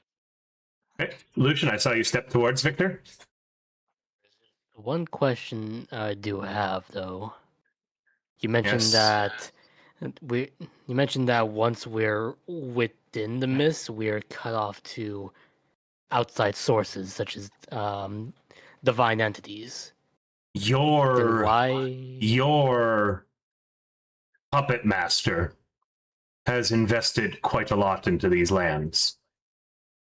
It is an exception to this rule. Surely you have met others carrying that same evil within them. That would explain Ezek and Fiona and her followers. And the Moss Monster. Yes. There is plenty that hell itself has tried to influence in this land, and it has always failed. It has parted the mist enough, however, through its followers like you, which give Avernus the ability to peer in. You are an exception to that law because you serve as a doorway for something else. I researched using those methods at one point. However, your kind all seem to end one way, in a far, far worse place than here. And he is going to hand you a sheath of paper. And because I don't want this to be hidden, Bolt and Malcolm, you can say that you see the image on this sheath of paper if you would like. Mhm. I'm going to share it with everyone. Yeah. Wow, what a handsome fella. Failed servants of Satan, much as Lady Wachter herself was, upon death are pulled into the plains of Avernus and live fused to the ground as such creatures there. I feel like Bolt kind of stops in his tracks because up until now he hasn't really questioned what Lucian's abilities are or anything like it. Because to him, he's just a very confused guy that's just walking around them at all times. But here they out loud said the name Avernus, and Bolt just goes, "Whoa, whoa, whoa, whoa, whoa! Hang on a minute." You serve as a gateway, a portal. I believe that should your master have enough of you in the same place, he would use your bodies as a gateway to enter this realm. So let me get this straight. This whole time, you were very much aligned with Lady Wachter's interests. Liked her imp. He was nice. Did you What? know? What did that you you were the know? same? Like, do y'all feel each other out like a mental connection, or is it like a? No, she 'Cause- just told me go to the Vistani camp, and I said sure. I didn't really get to know her at all. But she didn't feel like a connection with her that you're like cut of the same No. cloth kind of thing. I felt it with Ezek. So Fuck Ezek. when our other allies were circumventing talking about how they made a deal with devils, that didn't bring up any sort of insight for you? It did. I told you how contracts work. Or Well, them. They didn't listen anyways. He did in fact know quite a lot about contracts in that particular moment. Right, but he didn't at any point mention that. Oh yeah, that's I follow the same masters. But I mean, Was I supposed to? it would it is an interesting concept that somebody that we've talked to and whatnot and seen how he acts would have that much knowledge about a contract of all things. Yeah, And but just because Lady Wachter had her goals doesn't mean they're the same as mine. But okay. It's not about whether you're oh. Bolt, You want to take this outside? I think Right. we overstayed our welcome. right, okay. I had one last question before we left. You knew about the coup somehow.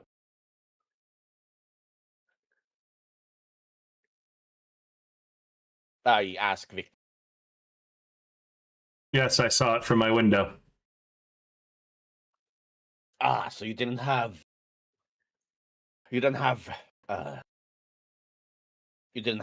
information ahead of time. You just saw it with your own eyes. Look, okay, that's all I wanted to really know. I was a bit confused about that part. I honestly, as well, had expected something would happen eventually. Again, the cyclical history. If only I had access to that tome, I'd be able to confirm my theories, as well as see the flaws in them. Do you think you've existed before? I have no evidence of that. Right. I believe that perhaps there was once a soul that should have been attached to this body, if that makes any sense.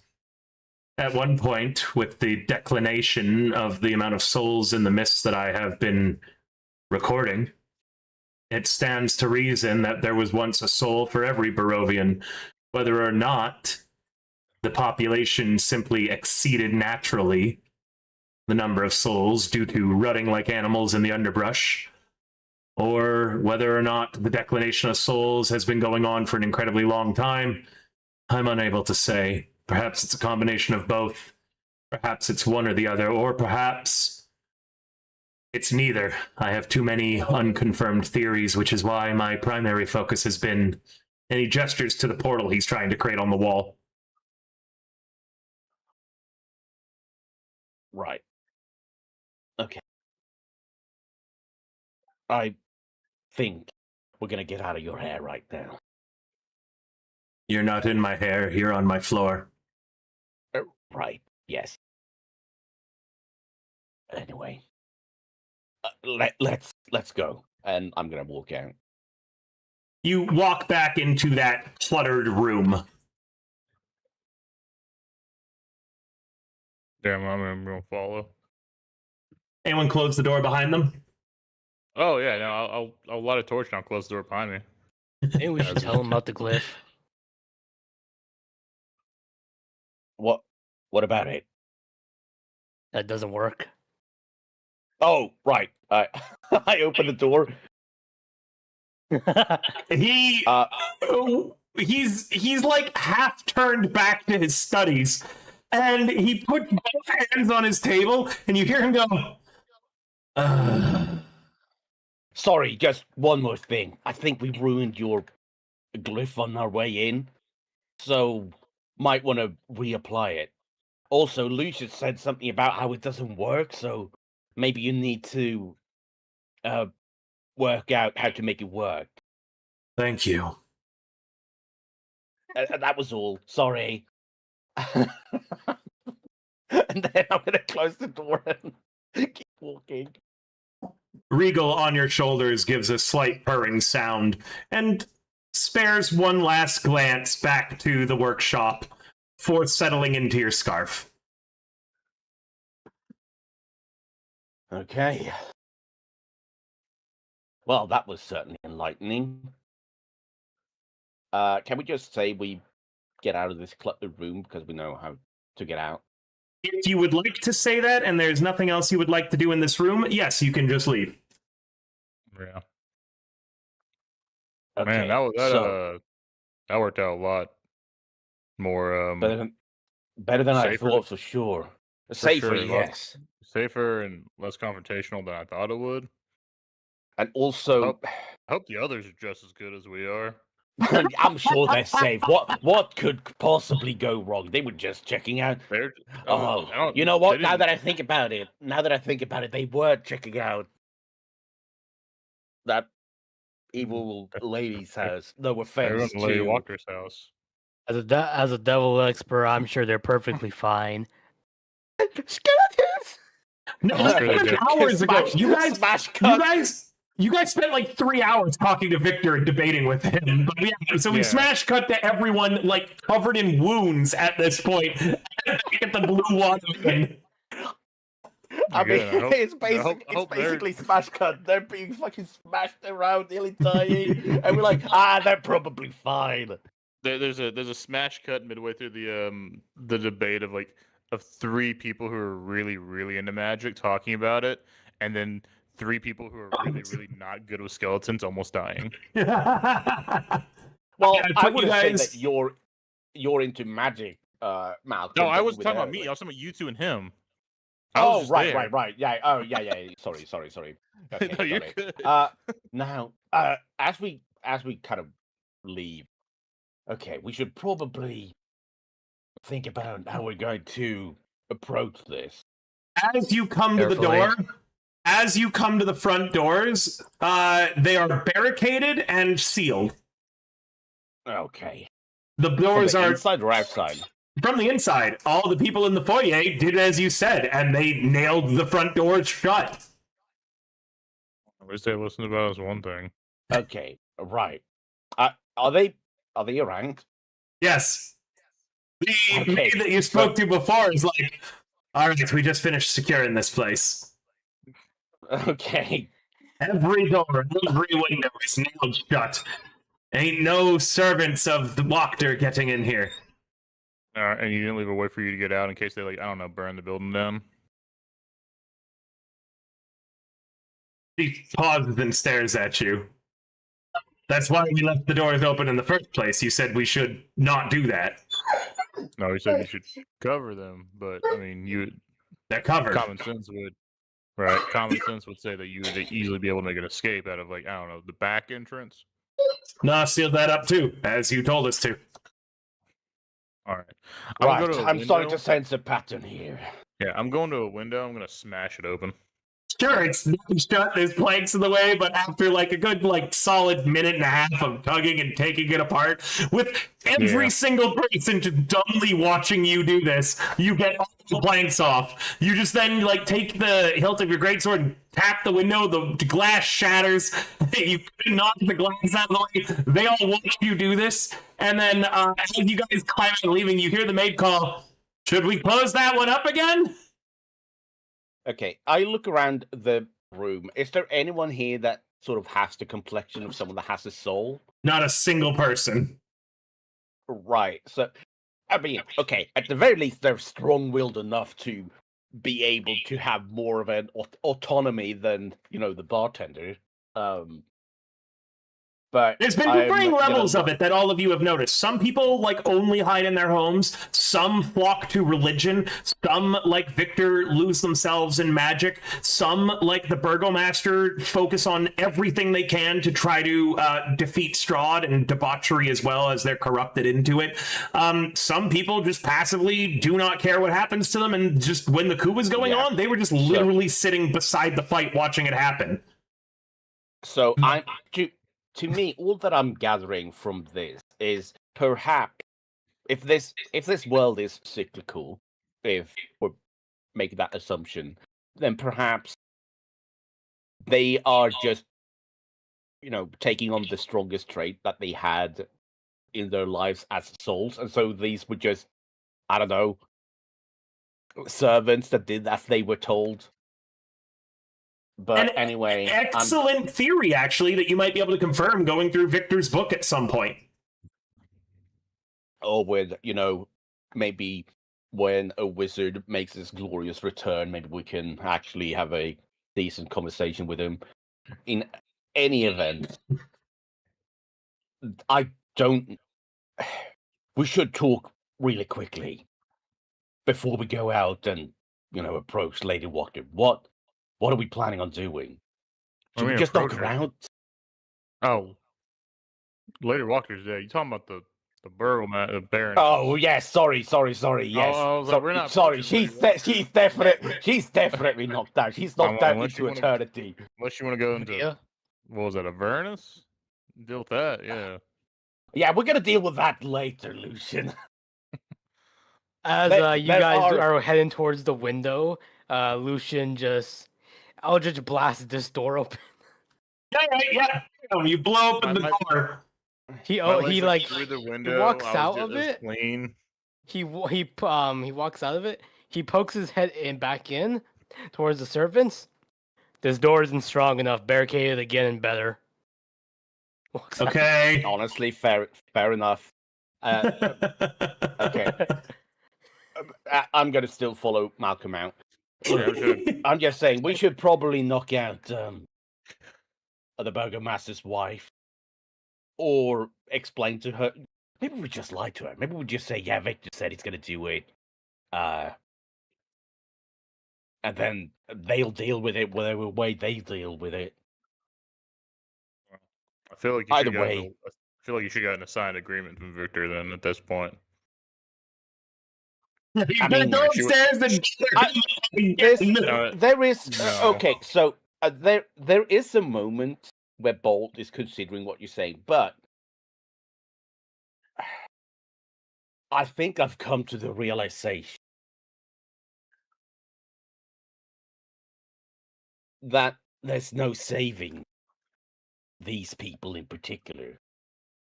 And so there's kind of no point in protecting them. The only thing we can do is just do what we can to protect ourselves in order to perhaps give them a chance of hope later down the line. But what I am saying is, do we want to just deal with the Burgomaster's wife, or should we perhaps go to Lady Wachtter's house and see if we can find the daughter that's supposedly been hidden away? Maybe there's a way I can cure her. Let's make it one of the sons and just make him a figurehead.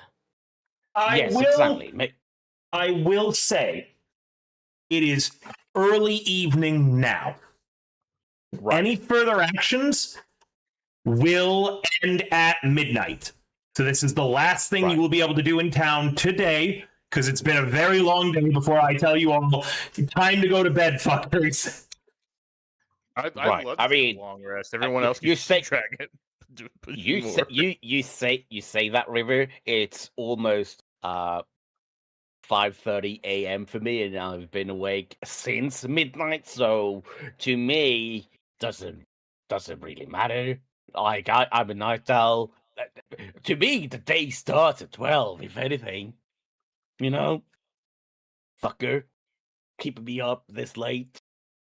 Anyway, Go to a body and absorb its soul, I- so I can. I mean, I'm just saying, between the three of us, what are our plans now? Should we just tell her that all is well, Victor will do the job, and then they'll just have to deal with it? All I'm saying is, Bolt isn't really interested in trying to deal with a town anymore, because there's nothing he can really do. Oh, all right. So you're not gonna stay around. There's no point. As Fair. Victor did kind of explain. Even just us being here is going to put a bigger target on this town's back.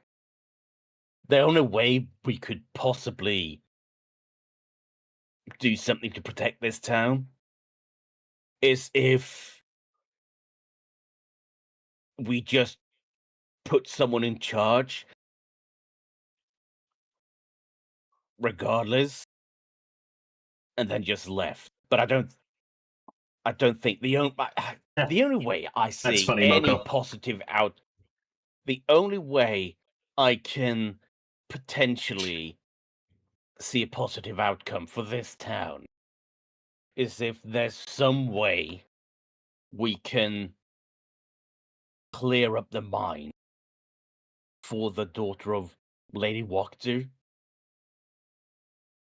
and hope for the best. But I think this town is done for. Since apparently Strahd has no interest in. Sorry, perhaps Lady Wachter was being manipulated by Avernus to take control for Devil. And it was never for Strahd. And so,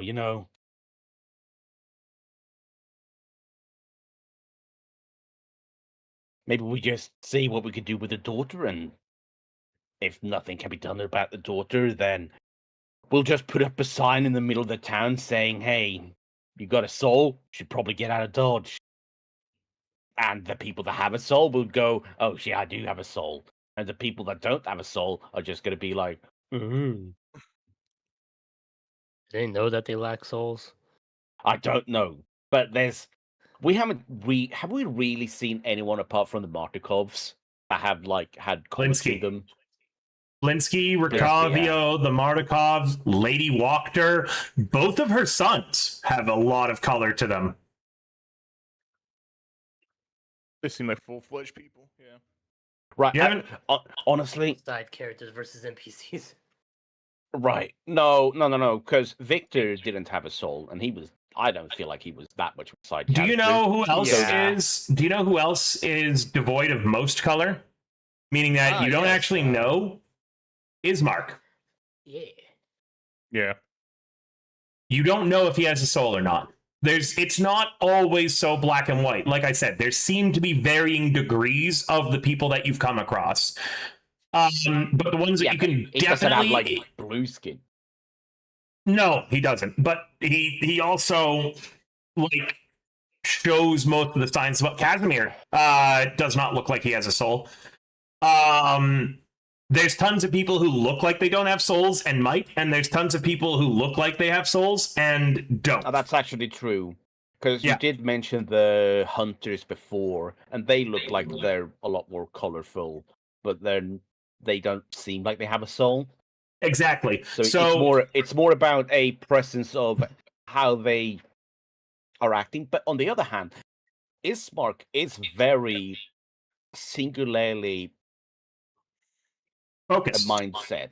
which is a on, sign of not having a soul, as you have seen. Right. So it's the power of whatever ambition, quote unquote, the body has, as opposed to what the soul has. I will So say it's a lot less clear. exactly. I will say it is more difficult to. It's very obvious with some people, like the bartender, super obvious. Others, way less obvious to one way or the other. By studying Victor's book, if you take a long rest to do so, and you are proficient in either Arcana, religion, or nature, you will gain advantage on all insight checks to tell if someone has a soul or not. Yeah. These That'd be rolls neat. will always be made secret. Right, got it. And if you get it wrong, like if you roll low, you'll never know. Right. There might be in Victor's Tome ways to succinctly prove whether someone or not has a soul. As I said, Victor did say that he had evidence that he did not have a soul, meaning that there must be some way in Victor's Tome to definitively prove or disprove someone having a soul or not. But you will have to study it, and to get the ability to be able to tell if someone has a soul or not on sight, you will need to have proficiency in Arcana, religion, nature, insight, and investigation. Okay, I can do it then. I have two. Ooh, I have some ability then. I could study this anyway. Right. Either way, perhaps even if we put one of the sons in charge,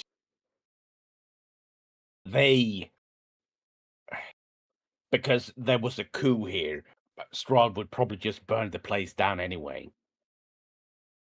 Maybe we just put out a warning in the middle of the street. If you care about your life, you should get out of town. And whoever leaves. At this late night, anyone leaving the town would probably die in the wilderness. Right, I'm not Just saying they saying. should leave immediately. Oh my god. I'm saying before my we leave Wallachy, the party leaves Wallachy, we put up a sign, and then whatever happens. At this point, Why? don't know if there's anything we can do to save But people why are here. we putting up a town? Well, why are we putting up a sign? Why are we wasting our time putting up a sign if we can't save people anyways? I don't know. Keep our conscience clear. All right, but like if our plan is just to get out of here before shit hits the wall, isn't there like a bone that you wanted to find? I think that was more about perhaps we could still find this bone. I think we need to go shake down the who was it again? Groundskeeper. Right. Maybe we I can mean- find out more information if we talk to the groundskeeper. Maybe there's a way to keep I things will in check. remind you, because it was only 2 days ago, you spoke to the groundskeeper. You spoke to the child. He told you where the bones are, didn't he? He told you that it was the coffin maker who asked him to get the bones. Right, the Okay, coffin maker. I coffin think maker. that's who. I think that's who we were all talking about. But we know that the Yeah. coffin maker had something to do with it. So perhaps we'll talk to the coffin Poncho maker. in his den. See if there's anything we can do to bring the bones back. And if we can't, I fear that the cycle will continue here. Perhaps we just tell the Bartikovs what we've found out. And they can do whatever preparations they need to.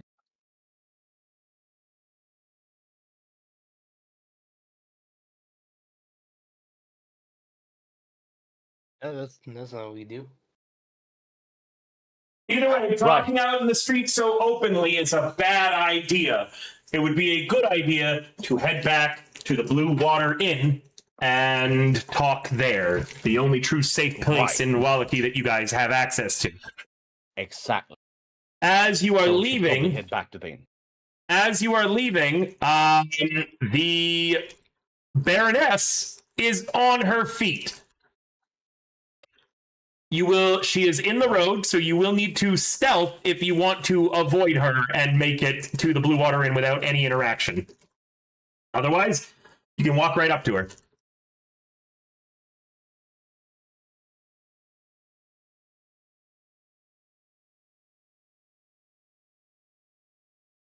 Okay. I'm gonna turn to Malcolm. Do we just want to knock her out? Should we just tell her that Victor sure. needs a Okay, maybe we tell her Victor needs a moment to decide. But we're not going to involve ourselves in his decision, and that'll get her off our back. I don't think she's gonna let us get off her back, or she's not gonna get off our back considering we murdered her husband. Or well, Not the three of us. We didn't do that. no, but as a group, we definitely did. And I'll be honest with you, I had the all intentions of murdering him, anyways. No, Oh. I got the gist of that. But Yeah, I'm just. so all I'm saying is I can't stealth. I am way too Oh, loud. I wasn't gonna say we try to sneak by her, but I don't think we should also keep knocking her out. I don't think a woman her age might be able to survive multiple nights of unconsciousness that weren't naturally occurring. Okay, how about this? We'll tell her we've spoken to Victor, and we've decided that we have no place in the line of succession, and so we'll leave this town be. And if she tries to raise a stink about it, we knock her out so that we can just get the inn in, safety. Not, I mean, I agree. Not to be a doomsayer about much things. I am worried that if we say that we effectively do not care about it, and she and her family are in charge, she will send the guards, and we will be up shit creek, so to say. But we can give it a shot. I mean, if nothing else, we can convince her that maybe Victor, in all his wisdom, convinced us that we should just leave town and leave everything in his capable hands. Perhaps we'll just tell her that he gave us a pardon for the murder of his father because we stopped the rest of the coup. And That see could if she work. falls for it. I'm not very good at lying, though. I'll be honest. I'm quite charismatic, but lying isn't my strong suit. I'm quite direct. But what if we? Looks at Lucian. Are you good at lying? Honestly, I think you might. I think you're pretty good at just being so honest that it sounds like it's not a lie. Thanks. Then. Listen, but like if we tell her that, then Whoa! What the fuck happened to me? I know what happened to me now. Like out of character, I know, but I'm like, holy shit! This fucking. Well, we haven't gotten there yet. and if we say that, Victor's in charge, won't they go bother him, and then that creates the issue of him getting bothered by it with his research?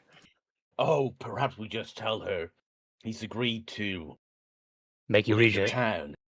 the town. Well, no, because we're leaving, and making me regent and then I leave would just be. Maybe. I think quite you difficult to deal misheard with. him. I think Lucian said make her regent. Oh, No, I said him. I said Bolt. Yeah. He did mention Bolt. Yeah. Make No, her. we're- Holy fuck! That's a terrible idea. Yes, We it don't is. have any options. Y'all didn't get. You kind of talked in a circle about magic for 3 hours, and then we all walked out. no. He did agree that perhaps making a regent would be good for his research, but the town's probably fucked anyway. So. Okay, but okay, so he agreed to regent. I look around. Of the 4 people in the room, one of which does not want to leave the room or be bothered. She's not going to believe the 3 of us, and we have no anything to tell her or show her or anything to say, hey, your son did in fact like that idea and is cool with it. You glance back behind you. The villagers have started rebarricading the windows and the door. I mean, we have the cat, Well, we have Regal, but that's not doing much in that sense. she might not even know about it. And then she She might not doesn't know seem about like the cat. she has.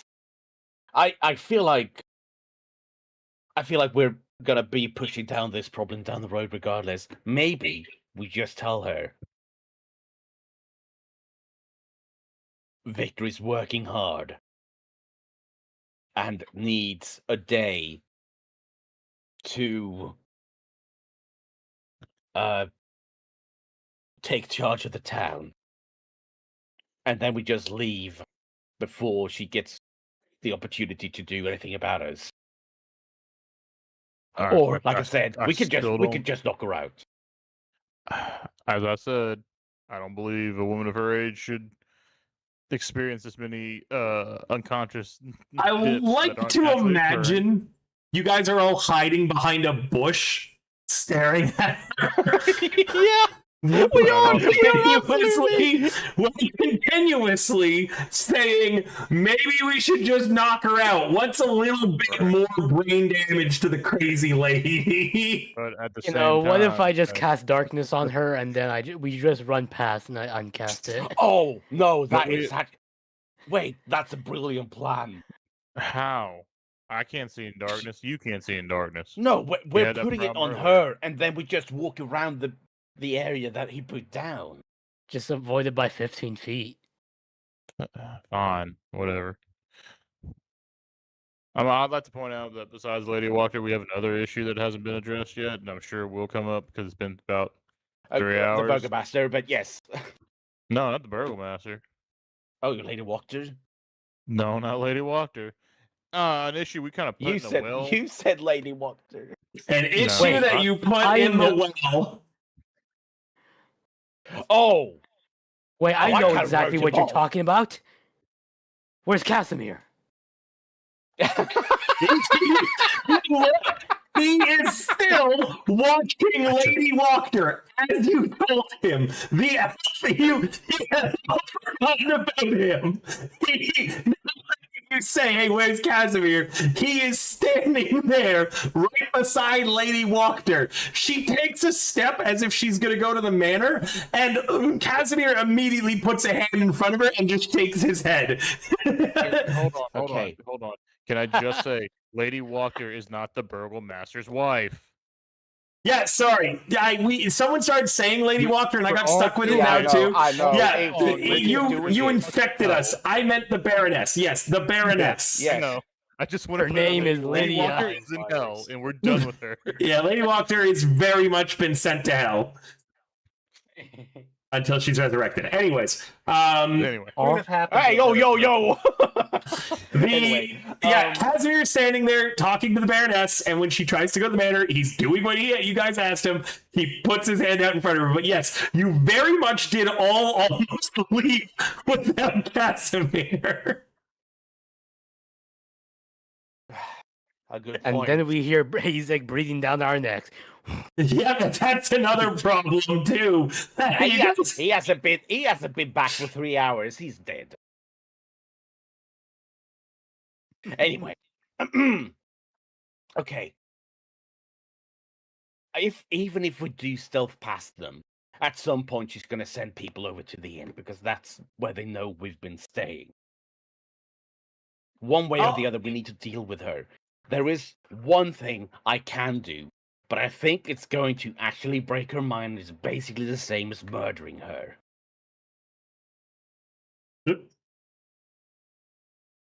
I could potentially clear her mind of the insanity temporarily. And I think that would actually cause her to go through all of the grief and all of the sorrow and all of the other dangers of being clear-minded for the moment. That her mind would just snap. You hear the Baroness say something to Casimir, but you can't make out what she said. And then Casimir responds with, "We don't need to talk."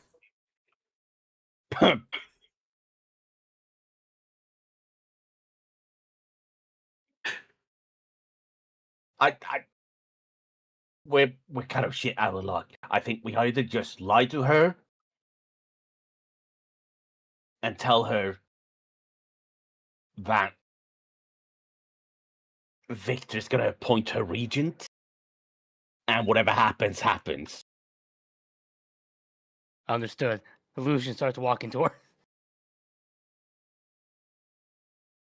Casimir spots you and waits for you to arrive as you guys walk up to him, and he goes, "Ah, good, you are back. This woman you have tasked me with watching is incredibly frustrating." I understand. Lydia? She looks over to you. That's Baroness to you.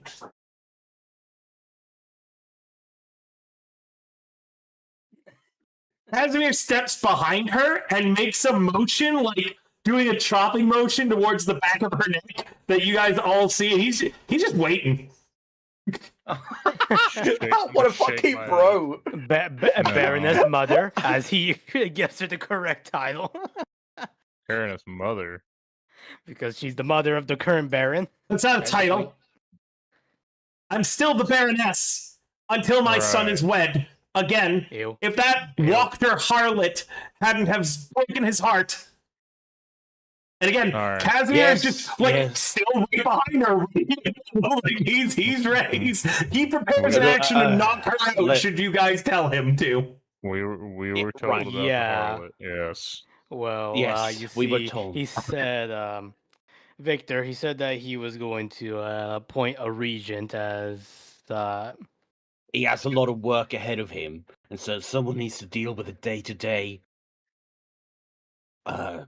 assignments of the town while he finishes his work. Tell him I accept the appointment then. He said that he will designate one. That boy, we don't have time for this. I'm going to go see my son. And she starts taking a few steps forward. Casimir walks directly behind her. Can I block her? You get in front of her. He gave the very specific request that he did not want to be disturbed as he makes this decision. I don't care. He's my son. I'm going to go see him. He's been cooped up in that room far too long. I'm going to grab Lucian and move him out of the way and just be like, this seems to be a matter between mother and son. and I think we should see our way out of it. All I'm gonna say is, Baroness, you seem to talk about how you care about your son a whole lot, but you don't seem to give him a lot of options. He has said his piece as the burgomaster. You should perhaps listen to him as one of his fellow subjects. He's too young to lead, and if he's going to appoint me as regent, then I'll handle everything for him anyways. I'm going to go speak with him. I nod to Casimir. Whoa! He knocks that bitch out! She rumbles like she's got a glass jaw! Why can y'all just not stop talking? Y'all do it. Ikora does it. Y'all could just stop. We could just say a thing and then walk away. But no, we always have to add context for nobody but us. We could just stop talking and leave. But no, now we've knocked her out 4 times. She might be dead for all we know. And probably going to be dead by the time that it matters anyway. Casimir leans down and checks her pulse. Still alive. I find that horrible bitches like her tend to cling to life. Not that I've known many horrible bitches in my life. I'm walking to the fucking inn. Not that I've known many horrible bitches in my life. There are no women, obviously, that I've been around. I'm just trying to relate with the rest of you. Casimir says, very eager to be one of the group. Right, I'm going to raise a hand to Casimir, and I'm just going to say, you don't know anything about her situation. Perhaps you shouldn't speak ill of those that have hardships other than your own, eunuch. No, he's right. She's a flaming bitch. Anyway. This was a good social interaction, Casimir says, and he hurries after you all.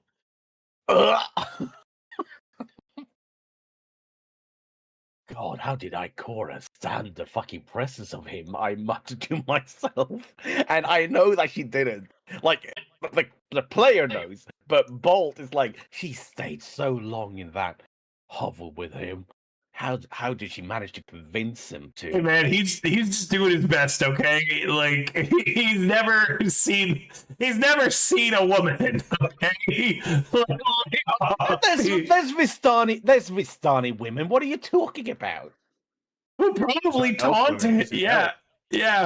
Remember, he's into that. Yeah, but he's saying he's never seen a woman. He's never had interaction with women, not like of his own. Right. Okay. I'm just saying he's definitely seen women, even if he hasn't. No, women scare him. Bolt. Did you not read his weakness on his character sheet? That's the one thing is women. He takes double damage whenever an attack roll comes. Yeah, no, he's gonna simp for Ikora. Minos, I need you to cock Ikora, Minos. Turn into a woman. Yeah, if Minos becomes a woman, then it's going to be a very interesting series of events. I shall not bear this curse. Anyway, yes, let's go back to the inn now that we've quote-unquote dealt with a problem. All the guards just watched Casimir knock out the Baroness, by the way. No one did anything. They still don't know what the fuck's going on and have no leader. I'm taking he's like, that's out of the window.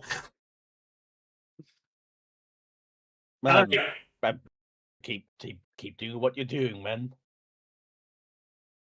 Okay. Anyway, go to the inn. You guys head back to the Blue Water Inn. You knock in the way that the Mardikovs told you to, so they know it was you and not somebody else. The door is opened, and inside you see Minos in. And I know that it was already rock bottom for Minos. Somehow he has descended to new depth in personal hygiene and physical health. Lucian will go ahead and turn towards Bolt and Malcolm. Okay, I know I said I was a double expert, but I didn't expect this. Moko, can you link the art that you have so that we can just look at it? You also got to update your Fugatech if you're going to be updating it, because you still got the old one. Yeah. Hang on one sec. I can switch to the new Fugi, but we're pretty crashed out with Minos right now.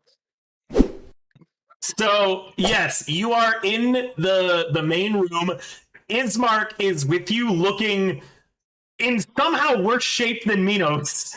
And Ikora and Irina are nowhere to be seen. They are recovering upstairs. What the hell What the hell happened? happened to you? Skeletons. Ikora, says Ismark. What happened to I Ikora, look says at Casimir. I look at Ismark and I just nod knowingly. So as he says, Ikora happened, immediately Casimir goes, "Where is Ikora? Where is she? What did you do to her?" And Ismark shoots you all a long-suffering look and says, "Tell me that's not what I sound like." No, you sound No, more responsible. Yeah. Okay. Look, Casimir, whatever's happened to Ikora, she's safe now. And I look at Ismark and I say, right? Yes, she's Ismark, safe. that isn't what you sound like. He gives you a glare. And then he just She's gently, safe. like, he moves his elbow enough and he knocks your head off the table. She's safe. She's recovering. And she needs to recover alone. Probably. I don't know Oh, what no, she happened. died. I don't know Blood what everywhere. happened. Don't joke about that. So, okay. So, I don't know what happened. All I know is that I showed up. They were already fighting a bunch of skeletons in Walkerhouse's basement. I managed to get down there where Irina and Ikora were both on the ground, unconscious, with a bunch of arrows in them. I managed to be in the way long enough that Minos and I grabbed them and pulled them out. The skeletons took me down, but I managed to crawl my way up the stairs while fighting them off. But I'm not gonna lie, it was close. It was really fucking close. Go ahead, just extend his leg a little bit to the right, just in case Casimir just decides to try and go upstairs to check on Ikora. He's gonna, like, just to trip him if he tries. Sure. how hurt does Ismark look? Ismark looks like he has wounds that should have killed somebody. He is covered in bandages. He is just soaked entirely in blood. You can just tell that those kinds of wounds are going to leave permanent scars. Ismark looks the worst you have ever seen Ismark. Mechanically, he looks like he was at 2 death failures, no successes, and then nat 20'd. The sheer determination of his willpower is the only thing that kept him alive. He looks like warriors that you have seen, Bolt, who just legitimately only got out of a bad situation to sheer luck. And it looks like he knows that. Casimir does try to go to see Ikora. You are going to target Casimir on the combat tracker, and you are going to make me a trip attack. I think that's Pathfinder. Nope, you should see it in your general actions at the bottom. I'm looking at my general actions. I don't see a trip. Shove. You have shove, and you can Thank shove you. someone to the ground. So, Oh, great. This is going to be wonderful with my strength. Shove him with your force of personality. Do I double? Am I supposed to double click it? Yeah. you need to. Oh, there we go. double-click Yippee. Yeah, Casimir nimbly hops over your leg and runs upstairs. it. Malcolm, can you protect Ikora? He's not gonna kill her or anything. I No, thought he was but one he's of gonna our bother her. allies. I'm gonna He's gonna follow. bother her. You know and what? She needs to rest and recover. He's That's a bit like- of a creep, if I'm going to be honest. Okay, like just imagine if the Baron was our ally. There's no way he's as bad as the Baron. I think this is not. I am not saying this because the man's a threat to her. I am saying if I were recovering from an injury, the last thing I would want is someone that's overbearing, rushing into the room and fussing over me and hurting me more than they are helping. Not because they are doing it deliberately, but because they are doing it recklessly. I'm too Make tired sure to he care. doesn't. Make sure he doesn't accidentally hurt her. Meanwhile, how many spell slots do I have? I look at how does Minos look in terms of how how does he? He looks How does he as hurt? bad. He looks as bad as Ismark. Actually, Ready to crumple onto the floor. yeah. When his head got knocked off the table, he didn't even bother to pick it back up. The head's just laying there under the table now, staring at you. When that Okay, he I'm was gonna- locked up in the stockades, and he hasn't had a break for a while. Lucian will go ahead and just put the bar of soap that he has on the table right next to him. He'll allow you to use a bat. So Malcolm, you move faster than Casimir. So do you get in front of him? Yeah, I'll go. I assume they're in their same room as they always been. Okay. Yeah. So you go to block him on the stairs, right? All right. And Casimir says, "Do none of you understand love?" And then he's going to cast Fly on himself. I'm gonna grab him.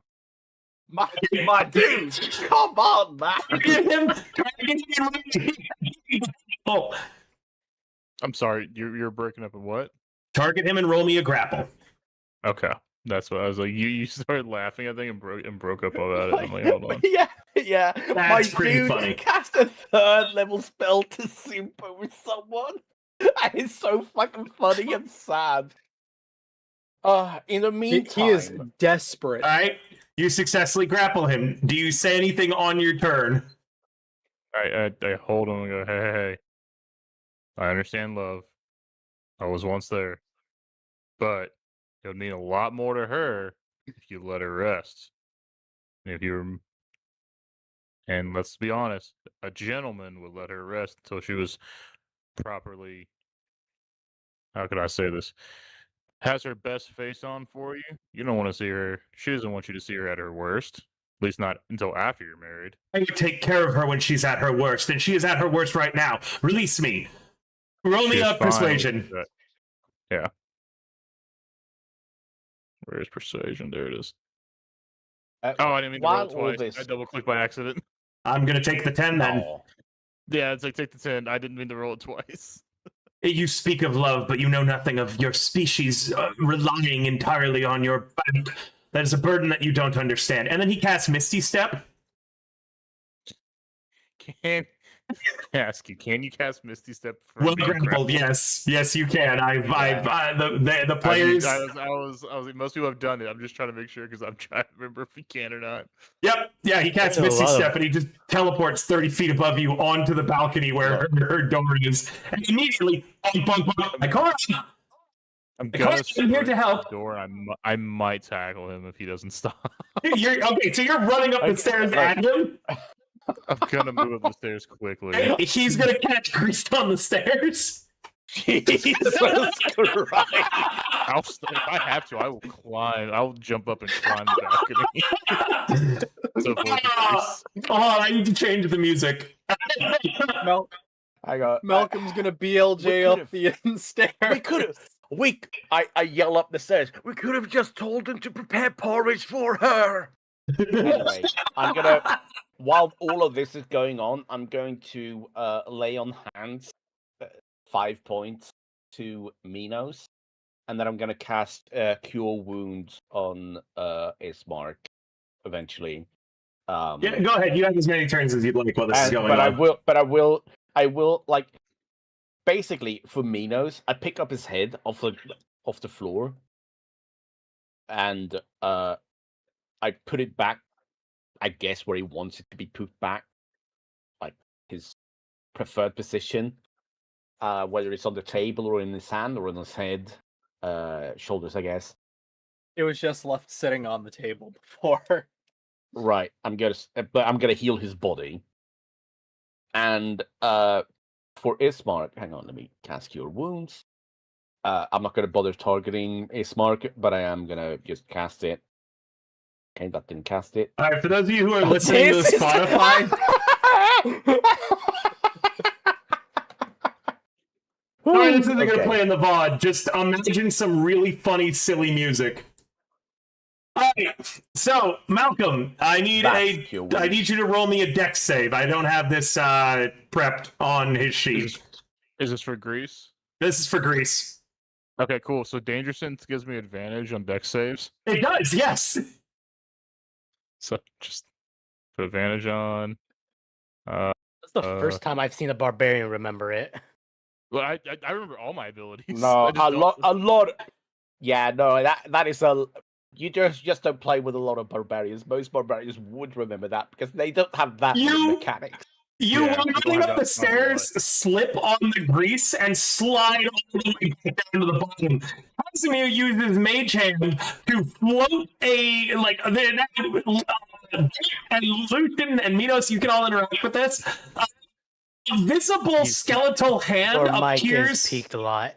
Is it? Sorry. How about now?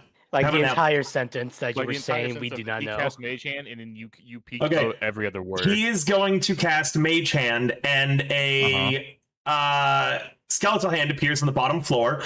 It grabs hold of a nearby tankard that one of you guys was drinking. It has it's a mug full of ale. And it's floating it upstairs towards Casimir right now. Does any of you grab the mug or interact with the hand, or are you just going to let this happen? I'm gonna grab walk it. towards where the stairs are, so I only- can get line of sight of him.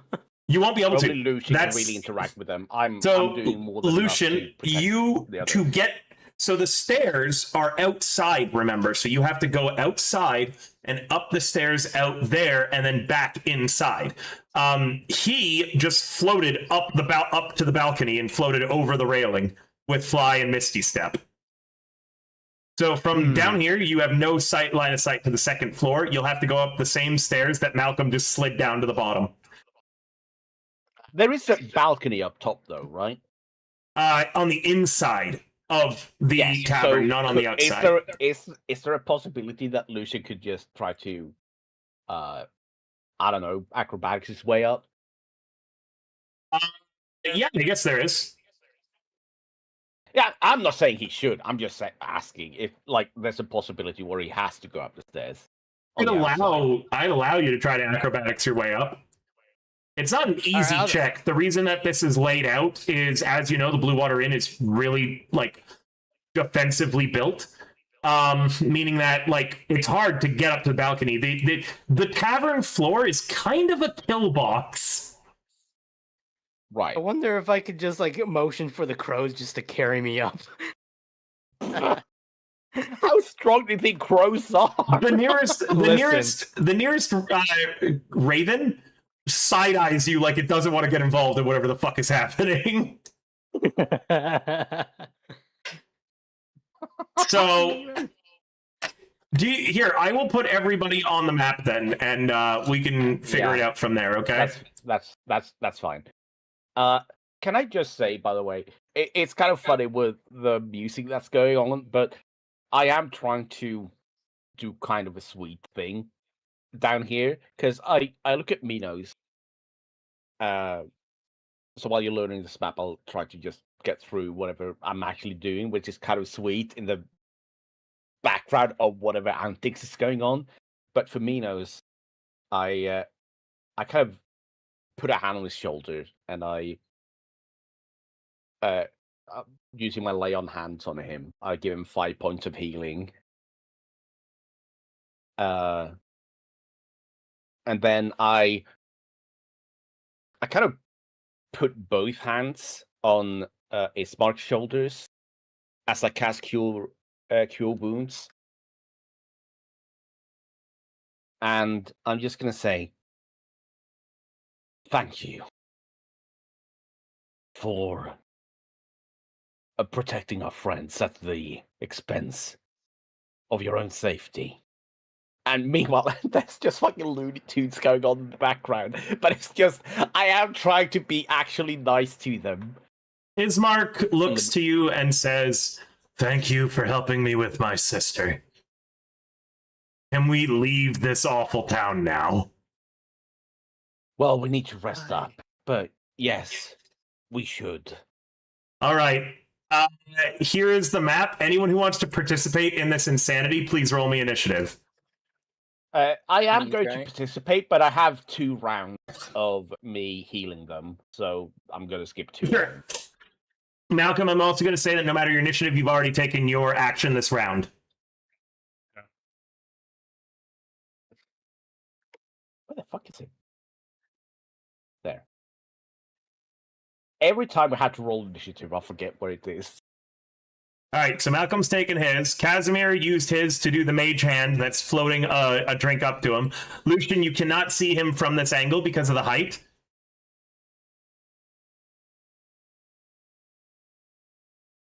Let's see.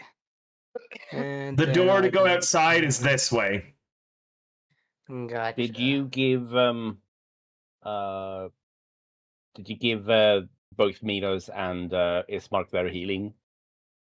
No, I was hoping you Ew. were going to target them and roll it, like do it.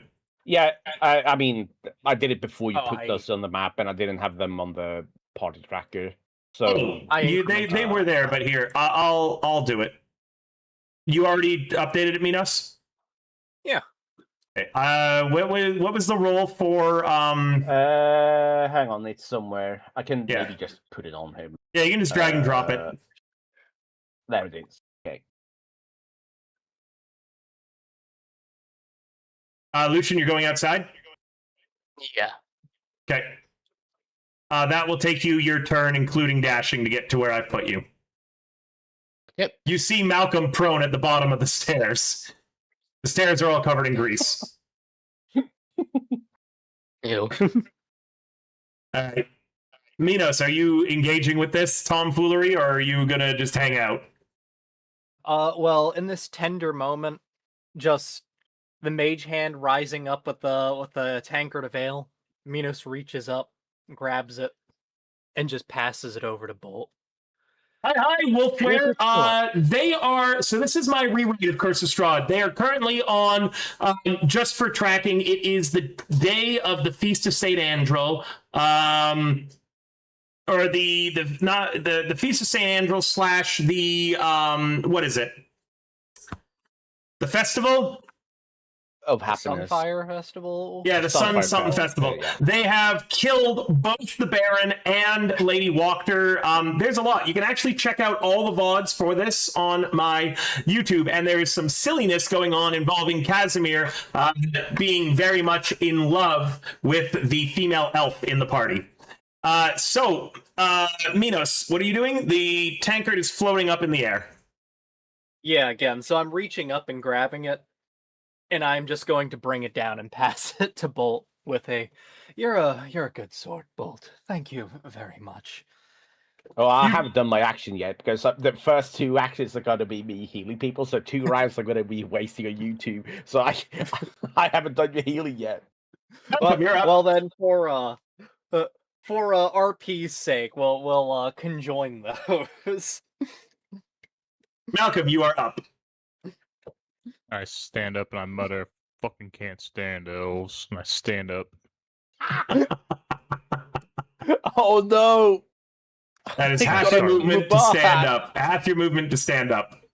And I use the rest of it to walk up the stairs. What was I that? need another 10, another dex 15. save. Yep, with advantage. With a nat The nat 20, you kind of use the sliding momentum to propel yourself up the stairs, and I'm going to say standing up did not take any amount of movement.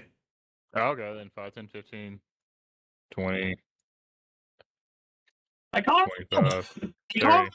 Are you okay? I break you ale. Ale? Oh my god, this guy.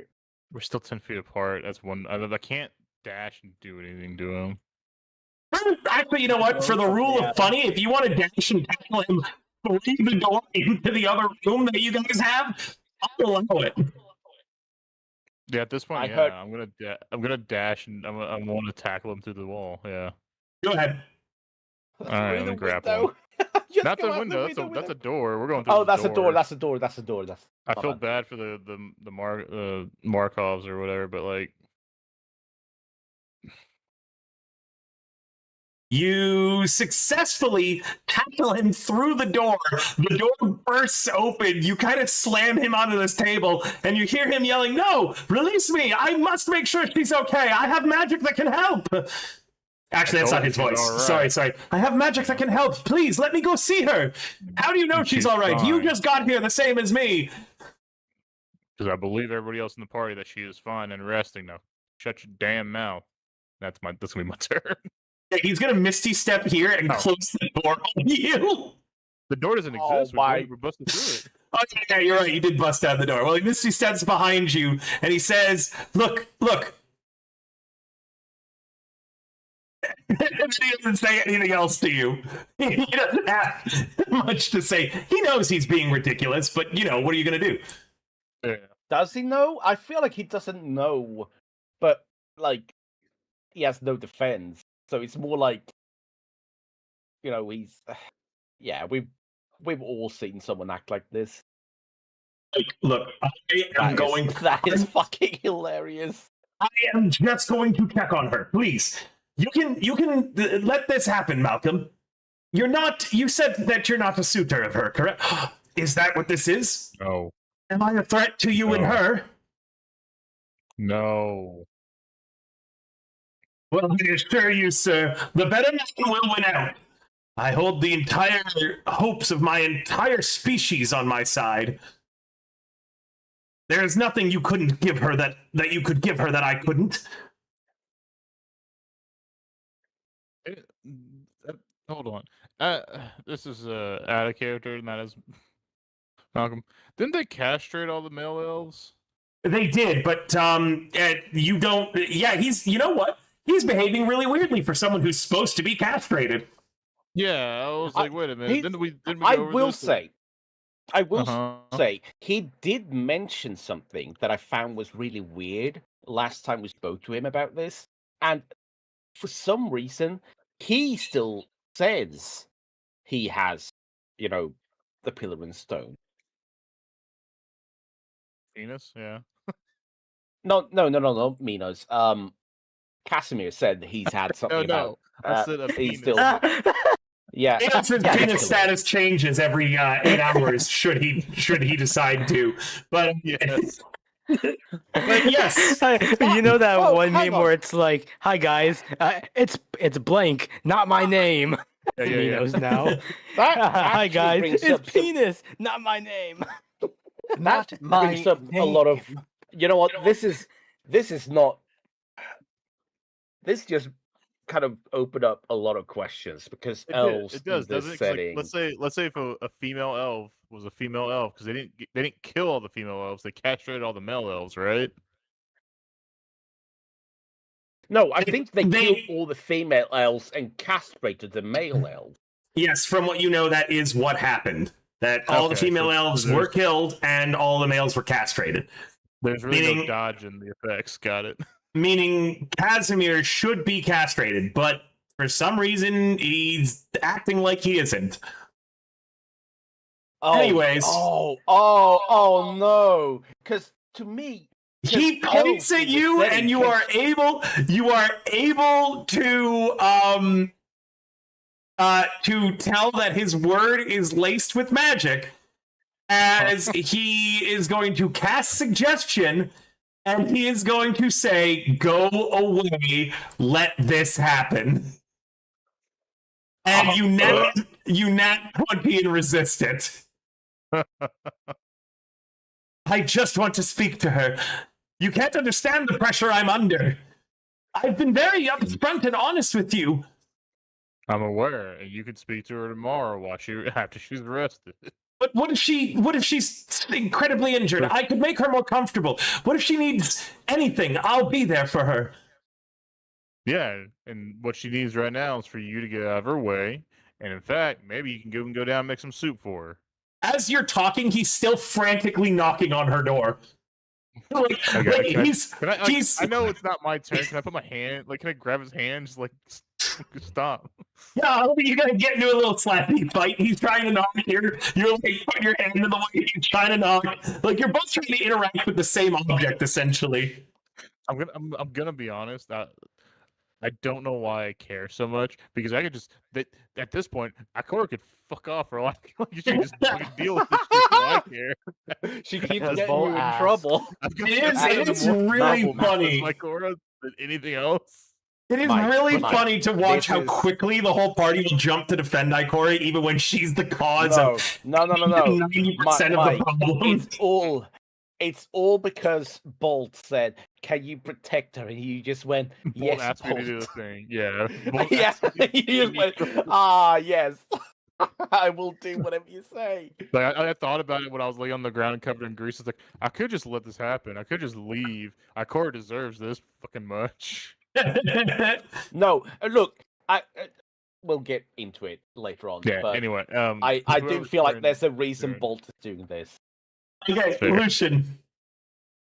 I would like to avoid going up these stairs and just The grease is climb gone. easy- The grease is gone. Suggestion's a concentration spell. To cast it, he would have had to have dropped grease. Is grease concentration? I like 90% sure it is. Sorry, my earphone for my headset keeps falling off. I'm really gonna need to get a new one. This is so annoying. I think you just casted it and then it stays there. Oh, you Pretty just sure it's cast it duration and of it 1 lasted minute, 10. yeah. Yeah. I thought Oh, it was okay, then 10 yeah, the minutes. grease is still there. I thought it was concentration. Never mind. I like to see. use the pins Yeah, to no, climb it's up. not concentration. I'm looking at the Akashic record right now, as it were. I wonder if I could glue the ear cup back on. All right. Hopefully that helps a bit.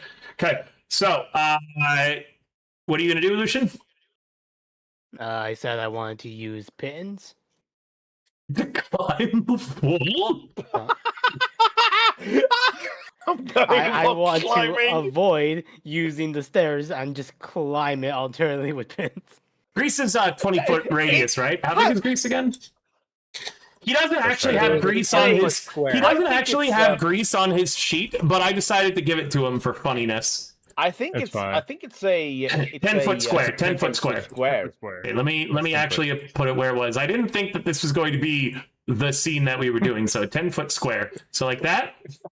It's a 2x2 Yeah. square. Yeah. Do I do? Yeah. So it would cover that area, Lucian. So climbing up, no matter what, you're gonna encounter the grease when you reach the top. Mm. No matter what, you're gonna get a little slippery. Ew. You can see him. It's gonna be a little slick. Alright, we're gonna go ahead and cast fear on him. Or cause fear. Yeah, he counterspells Uh, it. Oh, Jesus That's what he does. He responds with a counter spell. Yeah, as you begin casting Calm Sphere on him, he turns and he goes, no. And he just says, no. And you see your magic just absolutely fizzle. He's a really powerful spellcaster, as it turns out. Not that any of you knew this. So annoying. Oh my Obvious god. school. I'm so glad Somni's not here tonight because this would annoy the fuck out of her. I fucking hate knives ears. Whoa! You can't say that slur. Whoa! Minos. Malcolm went one way, Lucian took it a step further. Minos. There's just the audible clunking as that heavy crossbow's loaded. The crank is being turned. Malcolm, please. I'm pointing Oh, it Jesus. in Lucian's general direction and shooting. Oh. Malcolm, please. I promise to be incredibly respectful of her, and if she asks me to leave, I will. She can't when she's knocked out and unconscious, and you're clearly not being respectful. I have magics that can help her. I can assist with her healing process. Probably better than any of you could, I must say. She needs a man by her side to serve her right now and to assist and help her. She needs you to leave her alone. You're up, Malcolm. And in the morning, you can use your magics to heal her when she's awake. I want to be. I'm trying to be so nice and not just like knock him out. I'm gonna try to grab him again, and then I want to walk him away. All right. Oh fuck! Yeah, you have him. You already know how this is going to end, Malcolm. I'm just going to Misty step out of your grasp. He says, holding him. Hey, what kind of components does Misty Step need? I'm not telling you. Yeah, you It's don't know not that as a thematic, I can barbarian. tell you that. I know that one off the Lucian. top of my head. Yeah. I yell down the hall. What? That spell he keeps doing, the like teleport. Do you happen to know what kind of things he needs to do it? Like, is it one of them? Kiss him on the lips. I'm not doing that. But his mouth. All right, cool. As I grapple him, I put my hand across his mouth. He rolls his eyes and is going to subtle spellcast to Misty step out of your grasp. Subtle spell. I'm so fucking tired of this bitch. He's going to teleport over to here. I don't know where over here is. So. I'm so fucking. Okay, cool. I'm just gonna stand in front of my chorus door now. That's fine. He's going to cast Minor Illusion, and a little guitar appears playing music. It's romantic music that's playing right now. Can't stand this motherfucker. Why can't we just never not talk to people? out of character, no matter what happens, we have done our best to protect Sonny's character. You know, so if Casimir starts bothering her at the start of next session, and somebody starts asking us, "Why didn't you stop him?" Listen, and we just go, "We tried, really tried, but it's out of our control." So far, I'm so done. so far, and this is the total amount of spell slots he has burned. Okay, 2 3rd level, 4 2nd level. That's it so far. First Yeah. level Grease. 99%. Oh, yeah, and Greece. Before burning the last spell slot. The next one is surely the last. I did think about it. I was like, well, like again, metagaming. I'm like, well, he has to have a fucking spell limit at some point. And he like He does. subtle spells. I'm like, that motherfucker subtle spelled me. That's a bitch move. Oh god, I swear if he uses the Bitchless fucking meta behavior. magic to get more spells. Yep. I was like, that's bitchless behavior. Alright. How do I get over this Probably one of the fucking most beast? powerful members of your party right now, to be honest. I fucking tell. And he's using it to sim for Ikora. It's such a waste, dude. You could do so much better.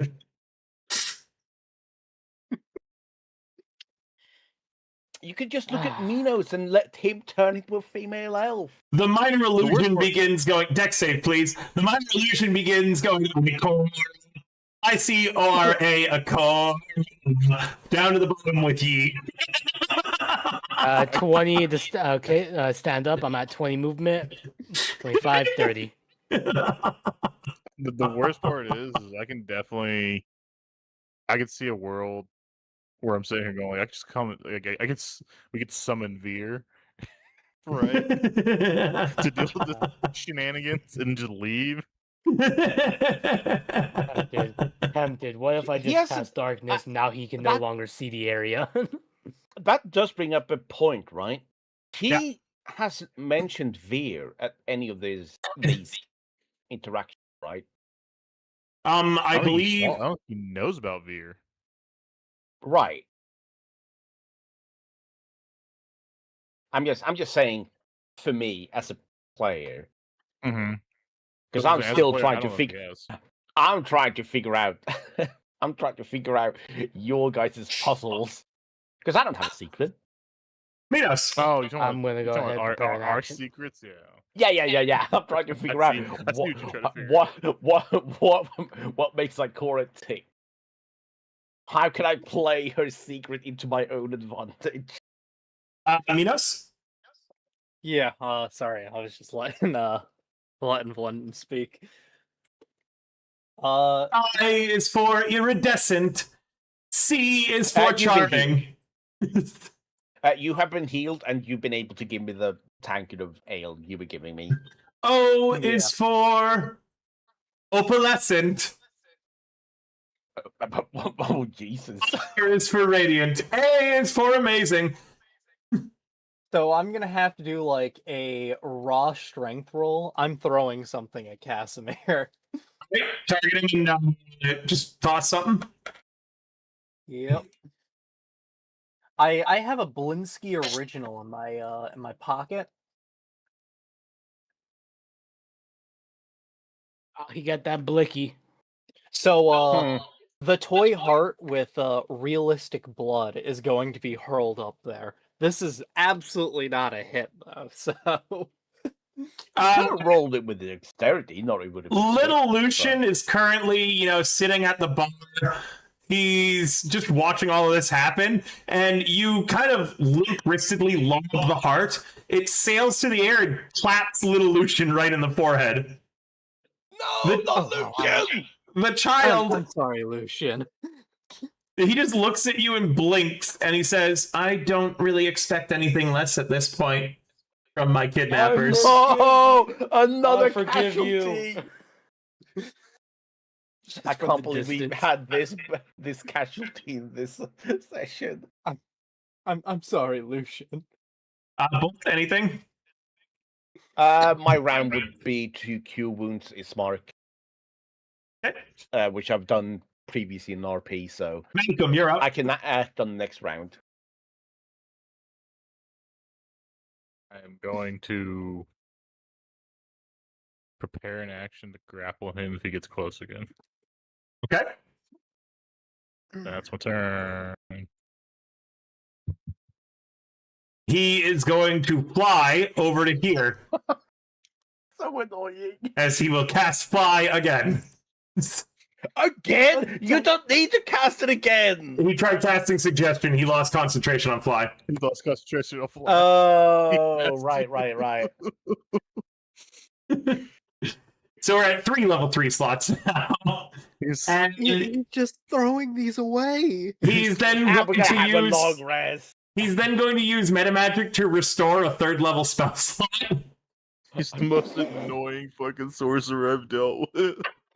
And he floats over here. The music from his minor illusion still playing.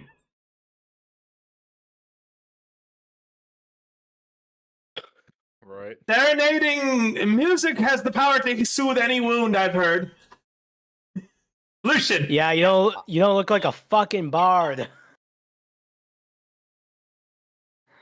All right. No, but she is the bard of my heart. Go ahead, roll me a dex save once again. You slide back down to the bottom. We did really need to pad this session with this stuff. I hate that I'm basically assassinating his character right now, because he's a pretty cool character, but I know he's going to redeem himself the very first fight you guys get into that he's involved in. Oh no, I'm seeing. Look, Bolt seeing Dex him save. do all of this stuff is already redeeming him in his Back eyes. to the bottom. He's like, okay, if this is what he's willing to do just to get into her room, just to bother her, imagine what he'll do to protect her in an actual fight. But he's not going to say that. He's still going to be fucking annoyed that he just can't take the fucking hint. Yes. But it's also just painful to watch. It is very It's so painful. painful. It is. This is the worst. Like, as he's floating towards Ikora's room, a little guitar playing and a song. Me trying to get back together with my ex. I think He's trying to do the essential thing where you hold the boombox out her window right now. Yeah. Oh, you put No, us but on. that was portrayed as more romantic. This is just sad. So yes, but he's trying to do it. RP wise, I'm just headed out to the back where, if I remember correctly, they've got a well. I'm just going to grab some water. Sure, I'll say it takes you just one round to grab water and then get back inside to where you're at. Yep. I'm coming right back in to help Lucian out, but that'll be my go. Oh, Okay. Okay. As I sit down in the chair with a tankard of ale that Minas gave me for, just being me, sweet, I'm going to calmly wave my finger around, and mid-sentence, I'm going to say, "Why don't you just?" And then I'm going to cast command. And he's going to counterspell it. Oh, this is command. Actually, no, he'll let that happen. Yeah, it's just one action. Just Yeah, he's an elf. He has advantage on this. Yeah, that's fine. This is just what I'm doing. This is so non-serious. Where is it? What's your spell save DC? Oh wait, yeah, just target him and have him roll it. I'm trying. Where did command go? I see it at the top of your spells list. I know. Where is it? I can't. I'm looking at it. Well, you're looking at your class paladin stuff. It's your spells Asimar, so it's like down and then at the top of the list. I put it in. Wait. Okay, let me close my sheet. Nope, still can't see it. I definitely know I put it there, and I saw it earlier. My spell DC is... Okay, let me just try to put it onto the sheet again. I'll roll it like this. There. Okay, there you go. Yeah, he succeeds. Well, what I was going to say is, why don't you just... And then my command was going to be, cook. And the rest of the sentences for her. But he resisted, so... Sweet Ikora mine, bum, bum, bum. Good times never felt this good. Wow. I'm so glad somebody said off Kaiser so she doesn't have to see this. Malcolm. I'm so mad. I'm so fucking mad she's not here. I have to deal with all this fucking shit every time. You don't need to. Just let him into the room. Malcolm, you could, I will allow for rule of humor, you could climb on the balcony and try a jumping tackle, bring him to the ground. Oh my god. Let's kill the one ally we have just because he was the sim for Ikora. I'm not going to say that falling this height will cause any damage. It might break one of the Mardikov's tables, and I'll be honest. I've already broken their door, and I already feel bad about that one. I don't want to break their table. Honestly, wait, hold on. Does Ikora and fucking Irina share a room? They do, actually. Oh, okay. I'm gonna look at him, and I'm gonna put my hands up. You know what? Fine. You can definitely go, and I say this very loudly so that people downstairs can hear me. You can definitely go in Ikora and Irina's room and check on Ikora, and I open the door. Yeah. It's Mark. I'm just gonna roll initiative. Yeah, I figured. He can deal with this shit. I'm done.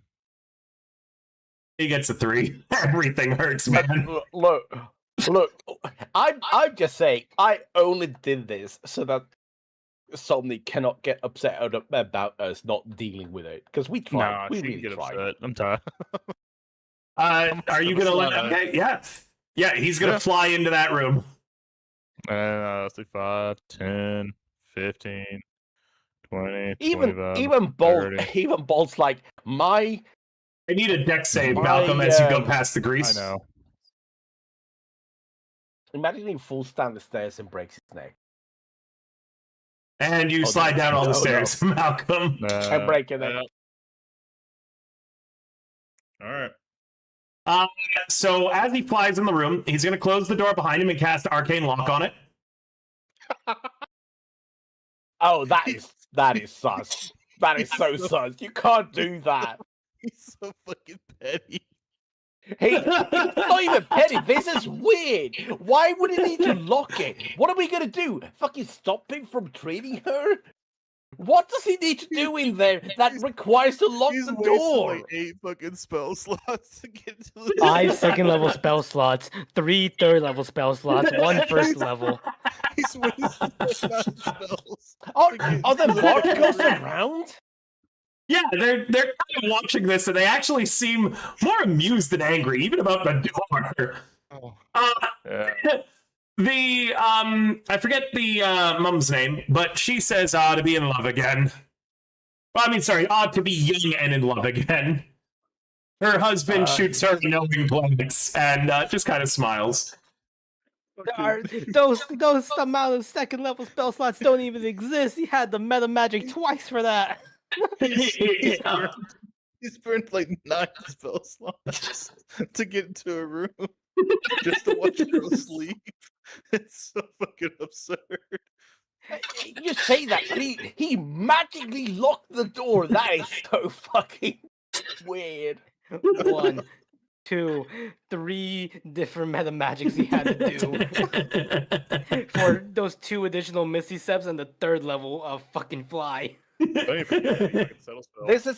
This is like the 90s level of romance commitment, where it's like, oh, he's so romantic. You know that movie where I don't remember who's.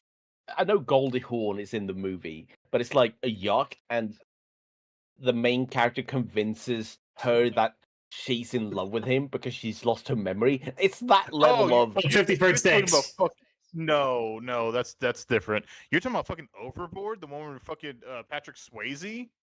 yeah. I never saw that I'm movie. saying Yeah, these are the same levels of commitment to being fucking weird. He could just say, "Hey, I'm gonna treat her," instead of just going, "I'm gonna fucking rush up the stairs and no one gets to bother me because I arcane locked the door." that's crazy. I Would you ever been in love? Have you Haven't not you ever ever- been in love? It's so strange.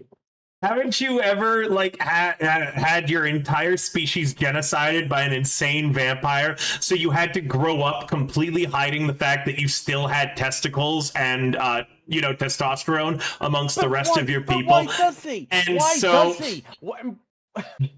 You know, I And think my s- scheming And eunuch told me also, that it the was other his day. sister who was stoned to death. Remember? Because she was the one who was supposed to marry Strahd, so her people killed her, and then Strahd retaliated like that. He could. And He could just imagine be that, so I much just less imagine- weird about this. If it How- was so how- much less weird about this, we wouldn't even care that he went, "Hey, I'm not I need to go saying check on I'm her." not saying it's weird. I'm just trying to give a little bit of context of why he is weird. I'm Like, just, this I'm is just weird saying, champ he's behavior. So insane. Yes, It is so weird. It is so weird. And the only reason I'm not bothering more with it is because it's like Korra. Casimir would honestly, and like, he would tell the joke that he would crawl like a mile through broken glass to hear Ikara fart through a walkie-talkie, but with him, it's not a joke. With him, it's not a joke. I know. Anyway. Lucian. Okay, so I have this alchemist tome. Yes. Can I possibly flip through it to see how I could possibly get past this grease? Absolutely. Would you like to take a short rest, about an hour, to study the tome? No. Okay. Then not currently. I want to use Strahd's love letter, but I don't fucking think I could. My voice will reach him.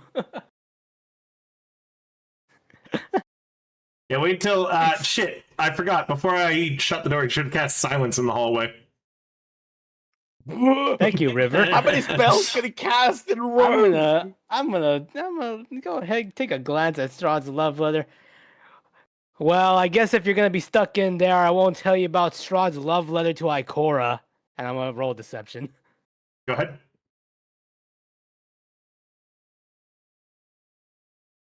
Okay. You'll have to wait until his turn. Step, step, step. So he just hears me going down the stairs, you know? Minos. I just coming back in, bucket set down on the bar counter. the bar of soap Lucian passed me, thrown into the water. Just taking the rag for wiping down the bar, dunking it in. Here you go, Lucian. You could use this. Is that guy going to be Ikora's new husband? I hope not. Because I honestly thought it was going to be Malcolm. Or maybe Ismark. I mean, Ain't nobody romancing her. I don't see the chemistry you're seeing, but that's preferable, I think. Well, I have a lot of time to, like, just watch you guys and what you're doing.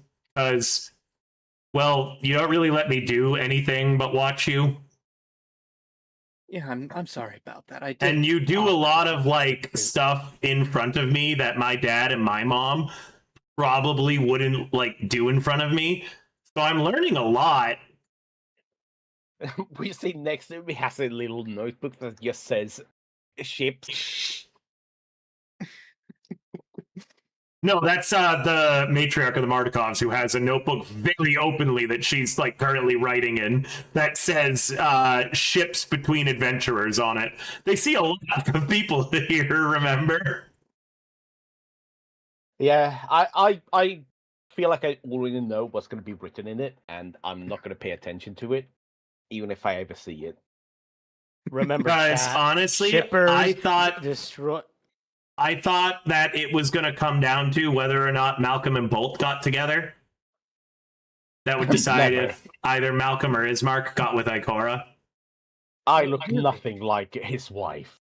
I think that the other Lucian reproduces asexually. Really, I was thinking Asexually, not asexually. Like Asexually.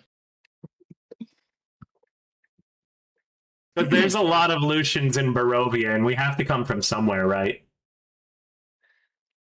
Yes, the Lucian, as it were. He nods sagely as if he knew what you were talking about. Are you done your turn? Yeah. Bolt. It just posted up on the counter talking to this child. I think I'm gonna look at Ismark, and he's gonna be rushing off. I think I'm just gonna say, Ismark, at this point, there is too much that you're gonna do to protect your sister. I don't think Casimir will do anything to harm her, mostly annoy her. I could live Your with Irina sister. being a little more annoyed. Irina and Ikora are I could strong enough. definitely live with Ikora being a little more annoyed. Yes, no, I agree with you. All I'm saying is they're both strong and individual women that can tell Casimir to fuck off if they need to. We have done our best to stop Casimir to getting too involved. Oh, no. I think you've misunderstood me. I'm not going up there to stop Casimir. I'm going up there to protect him. And at that moment, you all hear the resounding sound of a slap that connects so hard the grease vanishes. As Casimir loses concentration on a spell he can't lose concentration on. And he steps out of the room, closing the door behind him. He turns to face you, and he has a red across his entire face. The elf looks down the stairs to you, Malcolm, and says, "I don't believe that they wish to be bothered." You think? You And think? And with as much dignity as he can muster, Casimir will float back down to the bottom of the Blue Water Inn. Now, let me say hello, my name's hello beyond the table. I hope that you're having an excellent night this fine evening. We are currently playing Curse of Strahd, that I call Masquerade Macabre.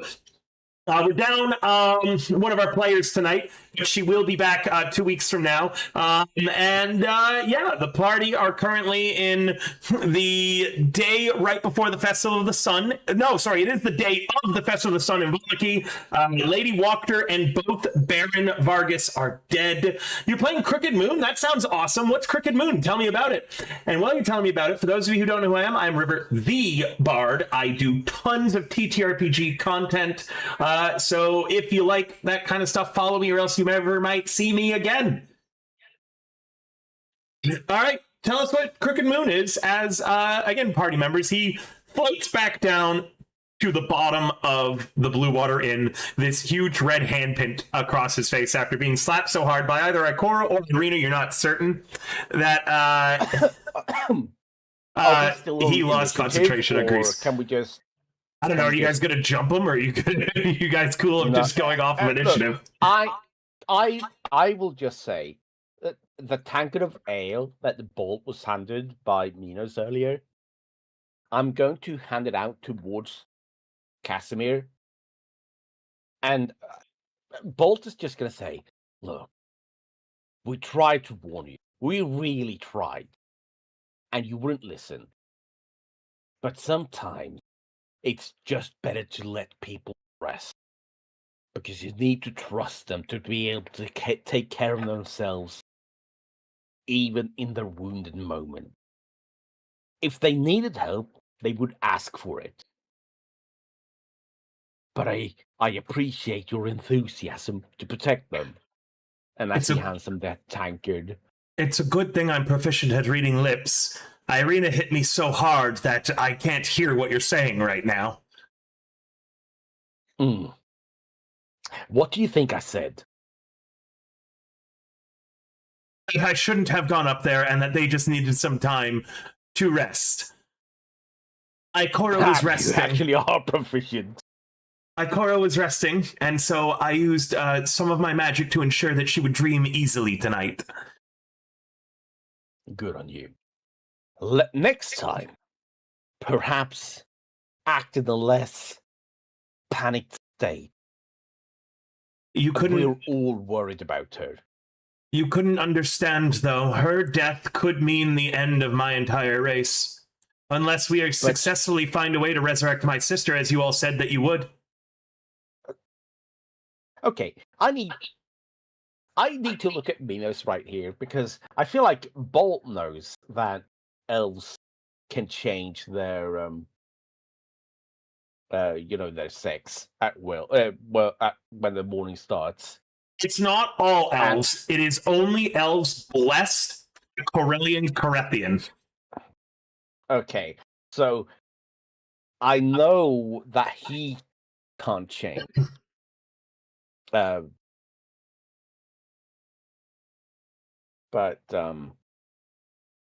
okay. I understand your worry.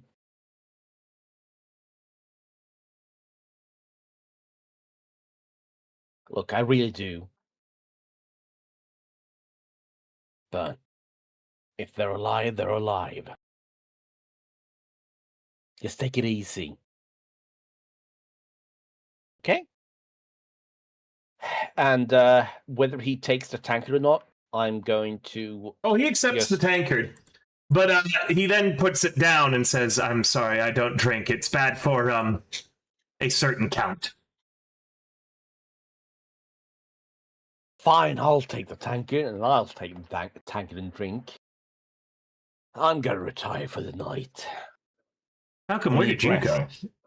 Oh, there you are. They're still at the bottom of the stairs. Oh, actually, maybe I shouldn't retire for the night. I'm going to look to the mom of the Martikovs. She looks to you. But I'm going to walk up. I'm going to walk up with my tankard of ale. I feel like whatever's happened in the town tonight is going to have repercussions. And you seem like the most capable people in town. So whatever happens, I just want to warn you. I think this town is doomed. And I don't know if we can do anything to stop it. Erwin speaks up. Not even the devil himself will set foot in the Blue Water Inn. I can assure you of that. The Blue Water Inn has stood for a time almost immemorable, owned by my family. Is that And- because of the inn, or is it because of the relic of the saint that's been in the town for so long? Oh, the father told you about the bones of Saint Angel. No, it is Yes. not because of the bones the Blue Water Inn has stood. The town has protection from Strahd, thanks to that, but the protection of the Blue Water Inn is older and less knowable. I'm not willing to go into more detail like that, but you will be safe here, as will those we are able to open our doors to, which unfortunately is too few. It's at this point, I think it's fine if it's too few. Rictavio is coming down the stairs. Oh I'm shit! sorry. You're still here. Well, yes, where else would I go? I've been in my room all day. I heard the I commotion. thought you had like a like wagon or something that you hung out with. No, I normally spend most of my time conducting business in and around the town, but today I decided that I would have a nice relaxing day in my room. I've been there since last night, slept in as it were. I heard the commotion going around town as well and thought that it might be safer should I remain indoors. What do you think is going to happen tonight, Mr. Bolt Magnum? Tonight, I don't know. I'm mostly worried about what will happen soon enough. I think we, and I kind of motion towards our party, I think we're going to leave very soon.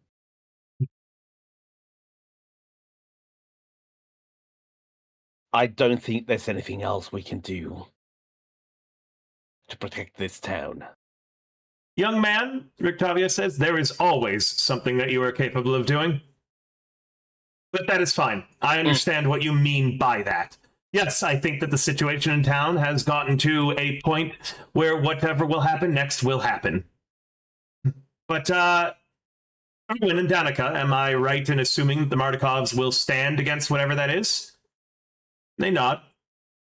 Octavio says, and I entrusted a very good friend of mine with one of my most longest traveling companions, so it would be remiss if I didn't do something to the ails of the town. Father Lucian will stand as well, I imagine, and will weather this storm. Bolt. I just want to give you a fair warning ahead of time. The warning is appreciated.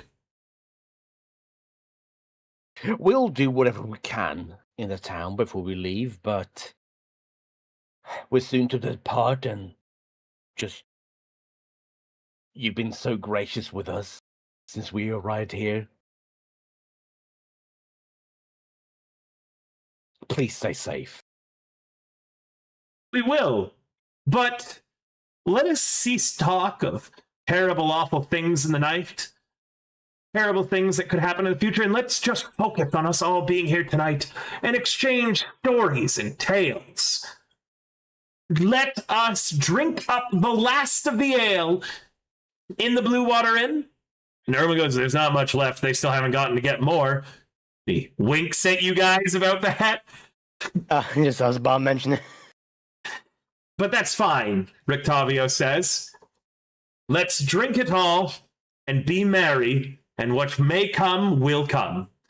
And if you would like, for the last action that you can do tonight before when the Festival of the Sun was supposed to start, you can all take a 4-hour long rest, regardless of if you are an elf or not. if you choose to stay in the tavern and listen to Rictavio's stories and tales. That's worrisome, but yes, I'll do that. Yeah. Yeah, players, this might be the, hey, this room is weirdly circular. There's a lot of cover around here, a save point outside, and packs for ammo and health. Weird. So, you can either go to the Coffin Makers, which I believe that you had said you wanted to do tonight, or you can choose to stay in the tavern, drink, be merry, and get a long rest. Ikora's not here to decide, meaning that she will, no matter what, be partaking in that rest. Anyone who goes to the Coffin Maker will miss out on this rest.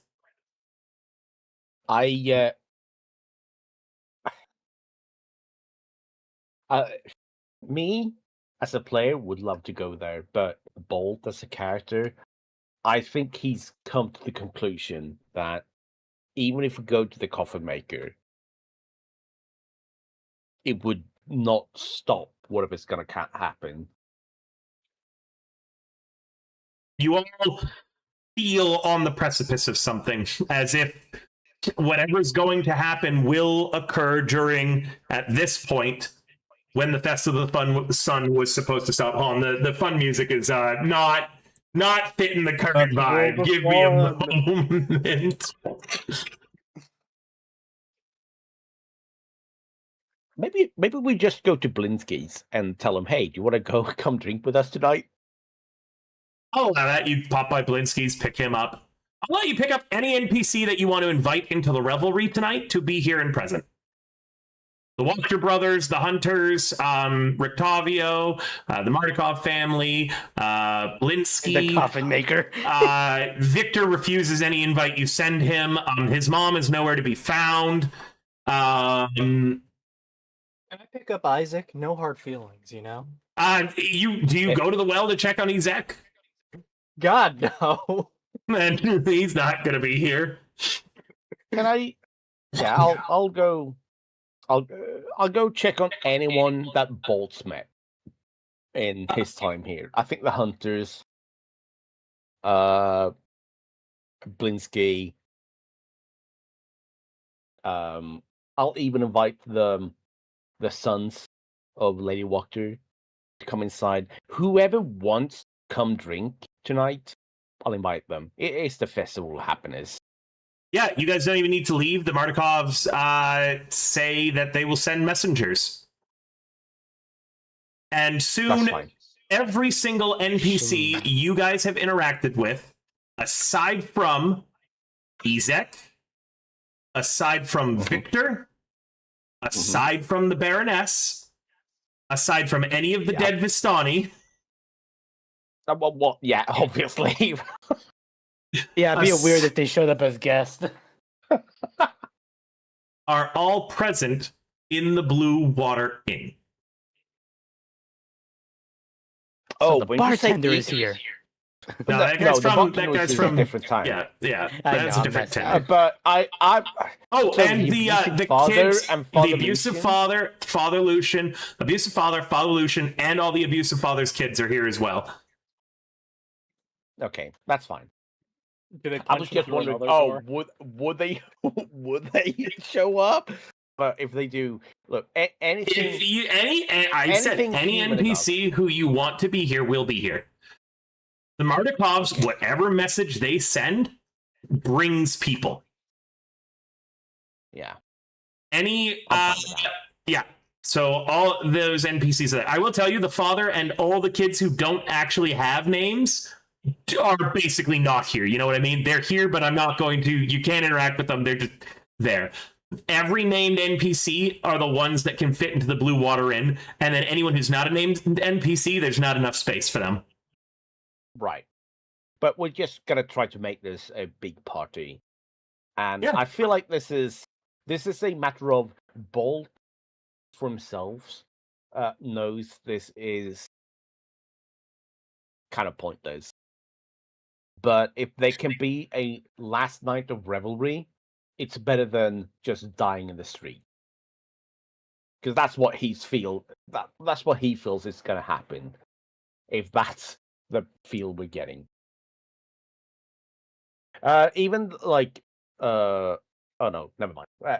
That's included already. All right. You guys party, eat, drink, and be merry, and can get all of your everything back as you are given a long rest. In addition, each of you, yes, I think Lucian would actually go for the coffin maker. you're going to go alone. If he goes alone, I'll go with him. Oh, you can't leave on your own. You two are going together. Lucian's gonna like heading for the door. This whole time he's been like side-eyeing Rictavio. He's been kind of like he's also like kind of scooted away from him. He seems like visibly uncomfortable around him. Then just like gets up and just starts making it for the door without even saying a word. I'll say, if you don't say a word, will you roll a stealth and I'll roll a perception? Sure. Lucian, Yeah. if you go to the coffin shop with less than 4 people, just make me a new character. Oh.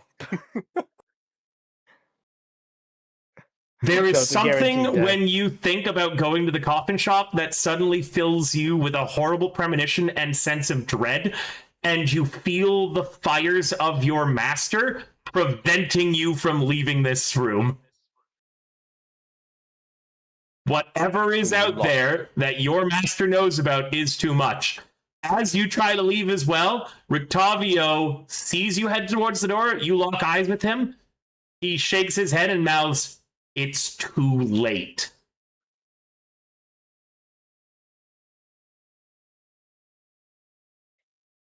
Lucian will go ahead and then just storm upstairs to his room. If you don't participate in the revelry, you don't get the HP or the full rest. How about a short rest?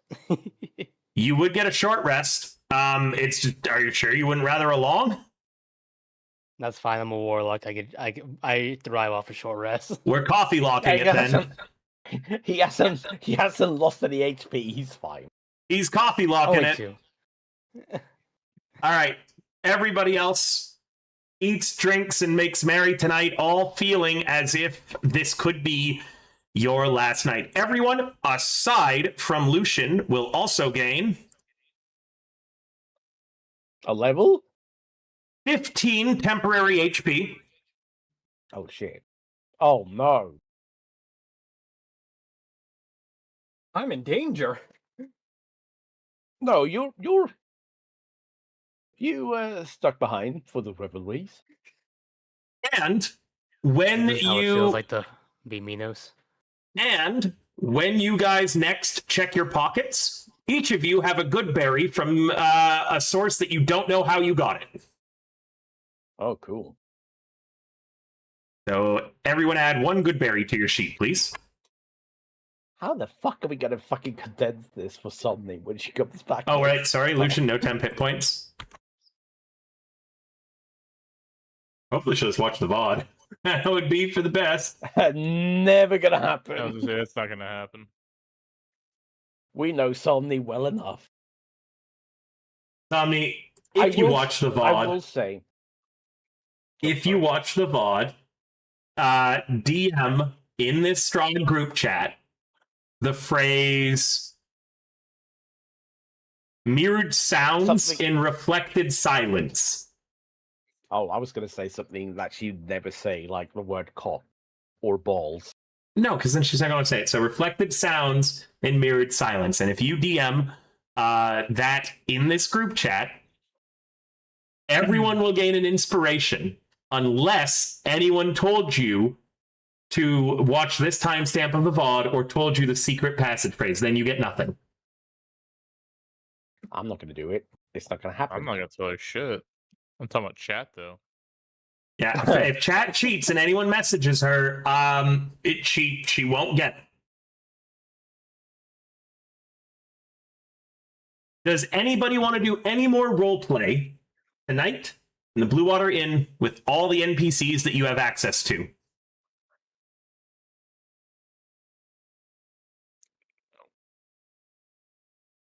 You said we couldn't talk to the father of the children, right? He's practically out of the story. If you want to interact with him, you can, but he's just gonna like grunt and be annoyed with you. That's fine. I just wanted to check if he had something to say. No, he has nothing to say. He's after your interaction with him, I was never going to mention him again, and I was only going to bring up like the kids if I needed to. But you guys That's brought fine. him up, so he's here. Okay. I guess I'll go to Blinsky. Bold Magnum, my friend. Look how well Piccolo is recovering. Rictavio is so sweet. He had some salve that he put on Piccolo, and Piccolo looks healthier than ever. Look at him. And the little monkey does a tutu bow. He's I'm good, happy yes? for you, Blinsky. Yes. He's very good. I am very happy as well. I'm going to hand him back the bag of infinite toys. Oh, you are returning Blinsky toys? There's no satisfaction? Did the little boy over there not like them? Blinsky can do it's less better. about- Blinsky will make sure you are happy. Here. Give. I Blinsky give him brought a his bag of tools. toys. Blinsky brought his tools. Blinsky will No. make these toys better Please. for you, friend. Blinsky, please focus. Yes? He looks This at you is with not- childlike wonder. He is 4 This- times your size. I know. This bag is not for me. I am not the one that should be handing out these toys. Why not?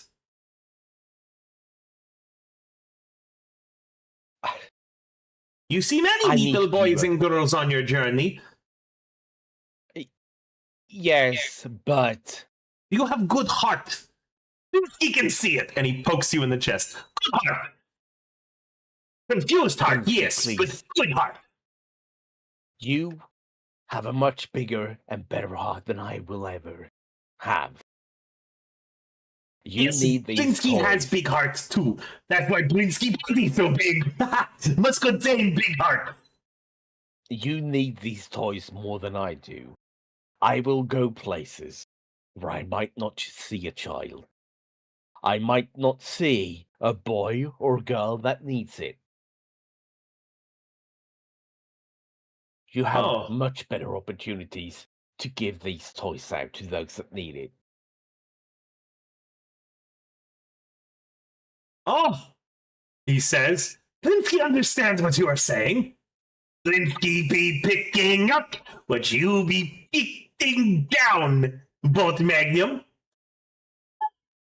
Everyone, Magnum is giving toys.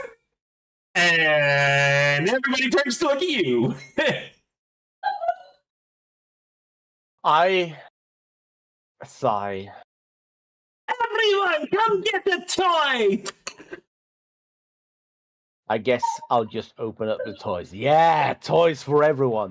All I'm trying to do is I don't want this in my inventory anymore. So, Yeah, you can remove it after giving a toy to everyone at the party. I know the toys are not great, but I feel like they're feeling there. Yeah, and that's why actually everyone takes a toy. You may add a special toy, Bolt. As you finish handing out the last of them, Blinsky says, "Oh, but Bolt Magnum, there is no more toy for you." Ah, but Blinsky, while you were giving them out, he prepared something special for friend Magnum.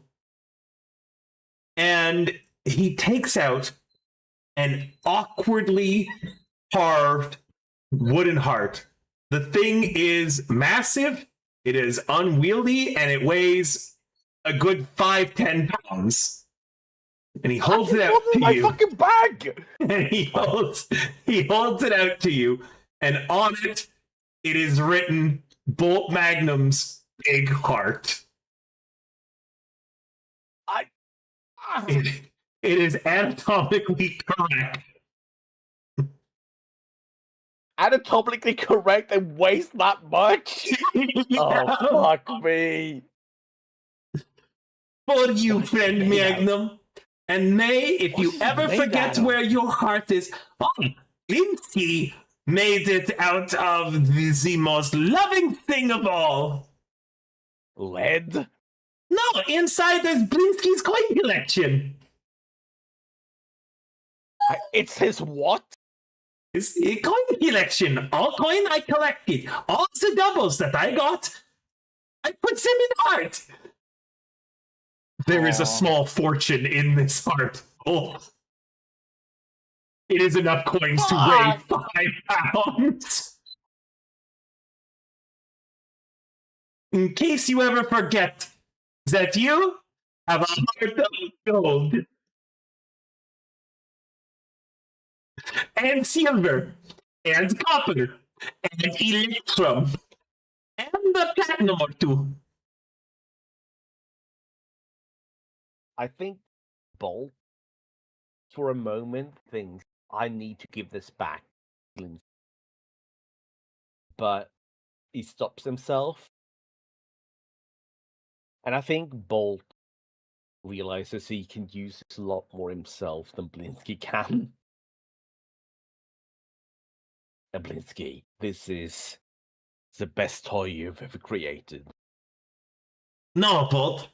His best toy you have created is your heart. Oh no! Stop! Stop it! And Bolt is clearly embarrassed, but he'll accept it. And if you want the money in it, you will have to break Blinsky's heart. Literally!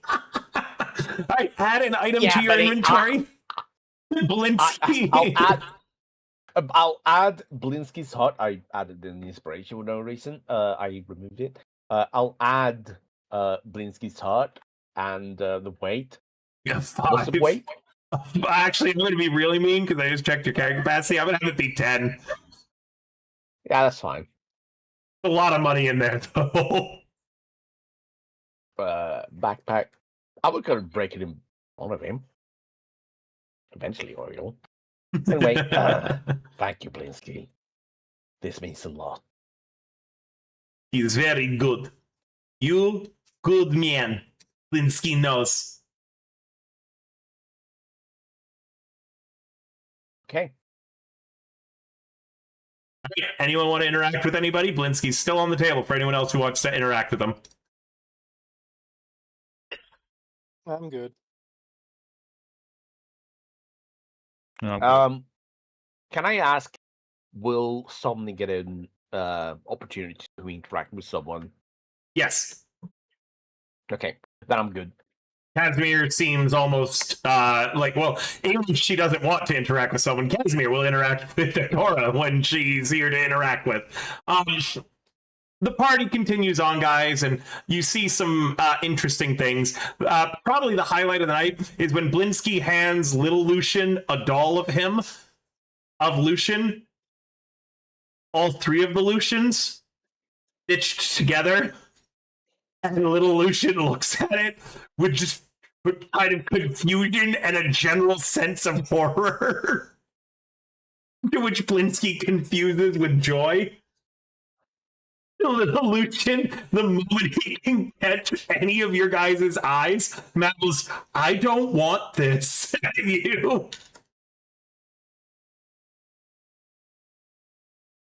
It's a loose chimera. I love that better. And Lucian, are you here? Warlock? I think he went AFK, so maybe not. Yeah, I'm here. Lucian, if you would like, little Lucian is offering you the Loot Chimera if you want to add it to your sheet, as it is a doll Blinsky made of little Lucian, you, and Father Lucian. It is like a three-headed dragon of ages. And you're even more perturbed by the fact that you guys are now all realizing that you look somewhat similar.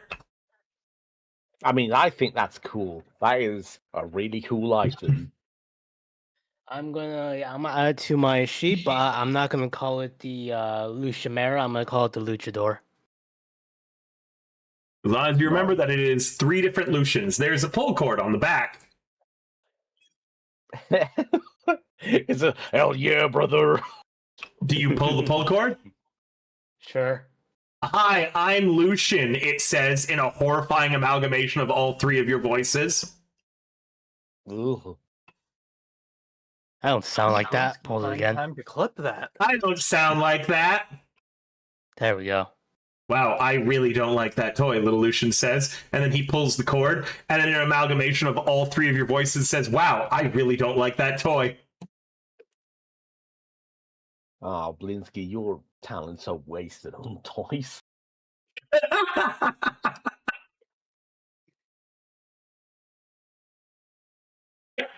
And with that, Oh, I think during all this time, I will say, as like a cinematic sort of feel, I feel like a lot of people are passing by Bolt in super sped up fashion, and he's sitting at a table, and in the cinematic, he's slowly drinking whatever tankard of ale he's got, but everything else is moving out in like super speed. And it's just Bolt realizing what will happen to the town that he's in, and he's sort of just accepting it. Ismark sits with you. Casimir awkwardly tries to dance with a few people before giving up and also joining your guys' table again. That was a good social interaction, he says, not aware that he stepped on like 3 people's feet.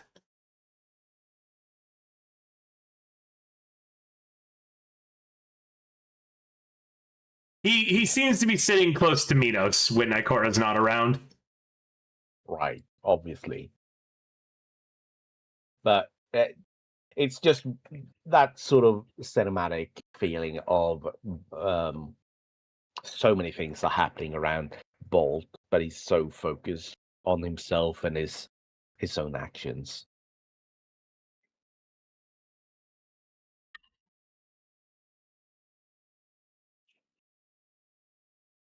Whew. Last call for stuff tonight before we do tomorrow. Well, next time we play, which will be focusing on kind of Ikora getting a chance to do some interactions. And then after Ikora's interactions, alarm bells begin to ring throughout the city. Mhm.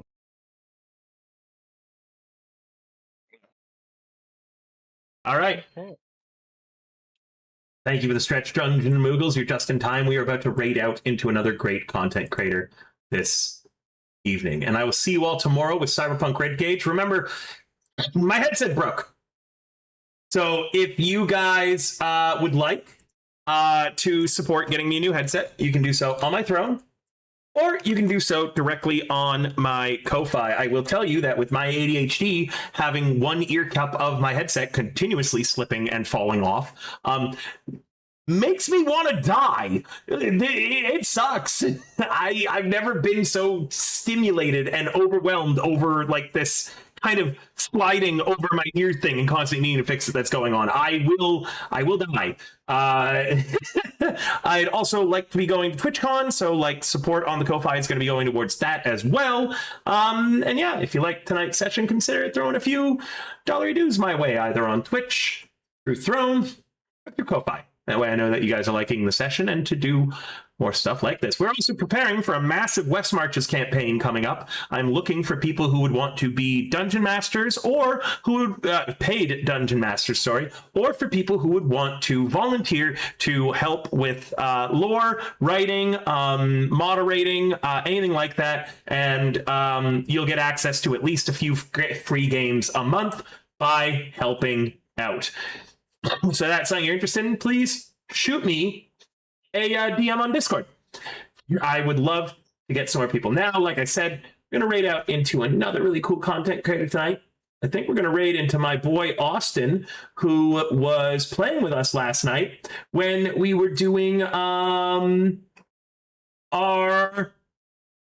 board game night. As a note, too, every Thursday nights are going to be board game nights from now on, and Sundays will be Destiny 2.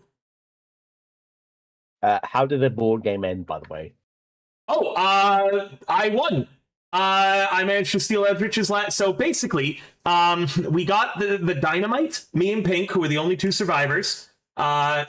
Pink threw the dynamite at all the tentacles in a different room, and then we jumped Eldritch, who was playing with the dark dice. And he was rolling them every turn, probably to teleport to one of us. But before he got the option to teleport to us, he accidentally rolled 0 on 3 dice, bringing all of his stats down to the number above Skull.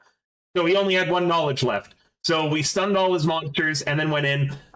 He had a gun, though, and he shot Pink and killed him. So it just came down to me and Eldritch. I'm happy for you. Thank Anyway, you. that's all I wanted to ask. It's really good. This upcoming Thursday, for anyone who wants to join in, we'll be doing Red Dragon Inn. One of the few games that really, Valentin knows, one of the few board games that really makes me rage. My starting time on Thursday is a little bit variable, but I would like to start around 6 p.m. Mountain Time for that. If you would like to join in, just shoot me a DM and I'll add you to the Board Game Besties group chat. Yeah, it's a great game. The raid's going out in 10 seconds. We will see y'all tomorrow with Cyberpunk Red Gauge. Later, Bye, taters. everyone. Bye. Have a good one. And good night. Yep, same. Good night, guys.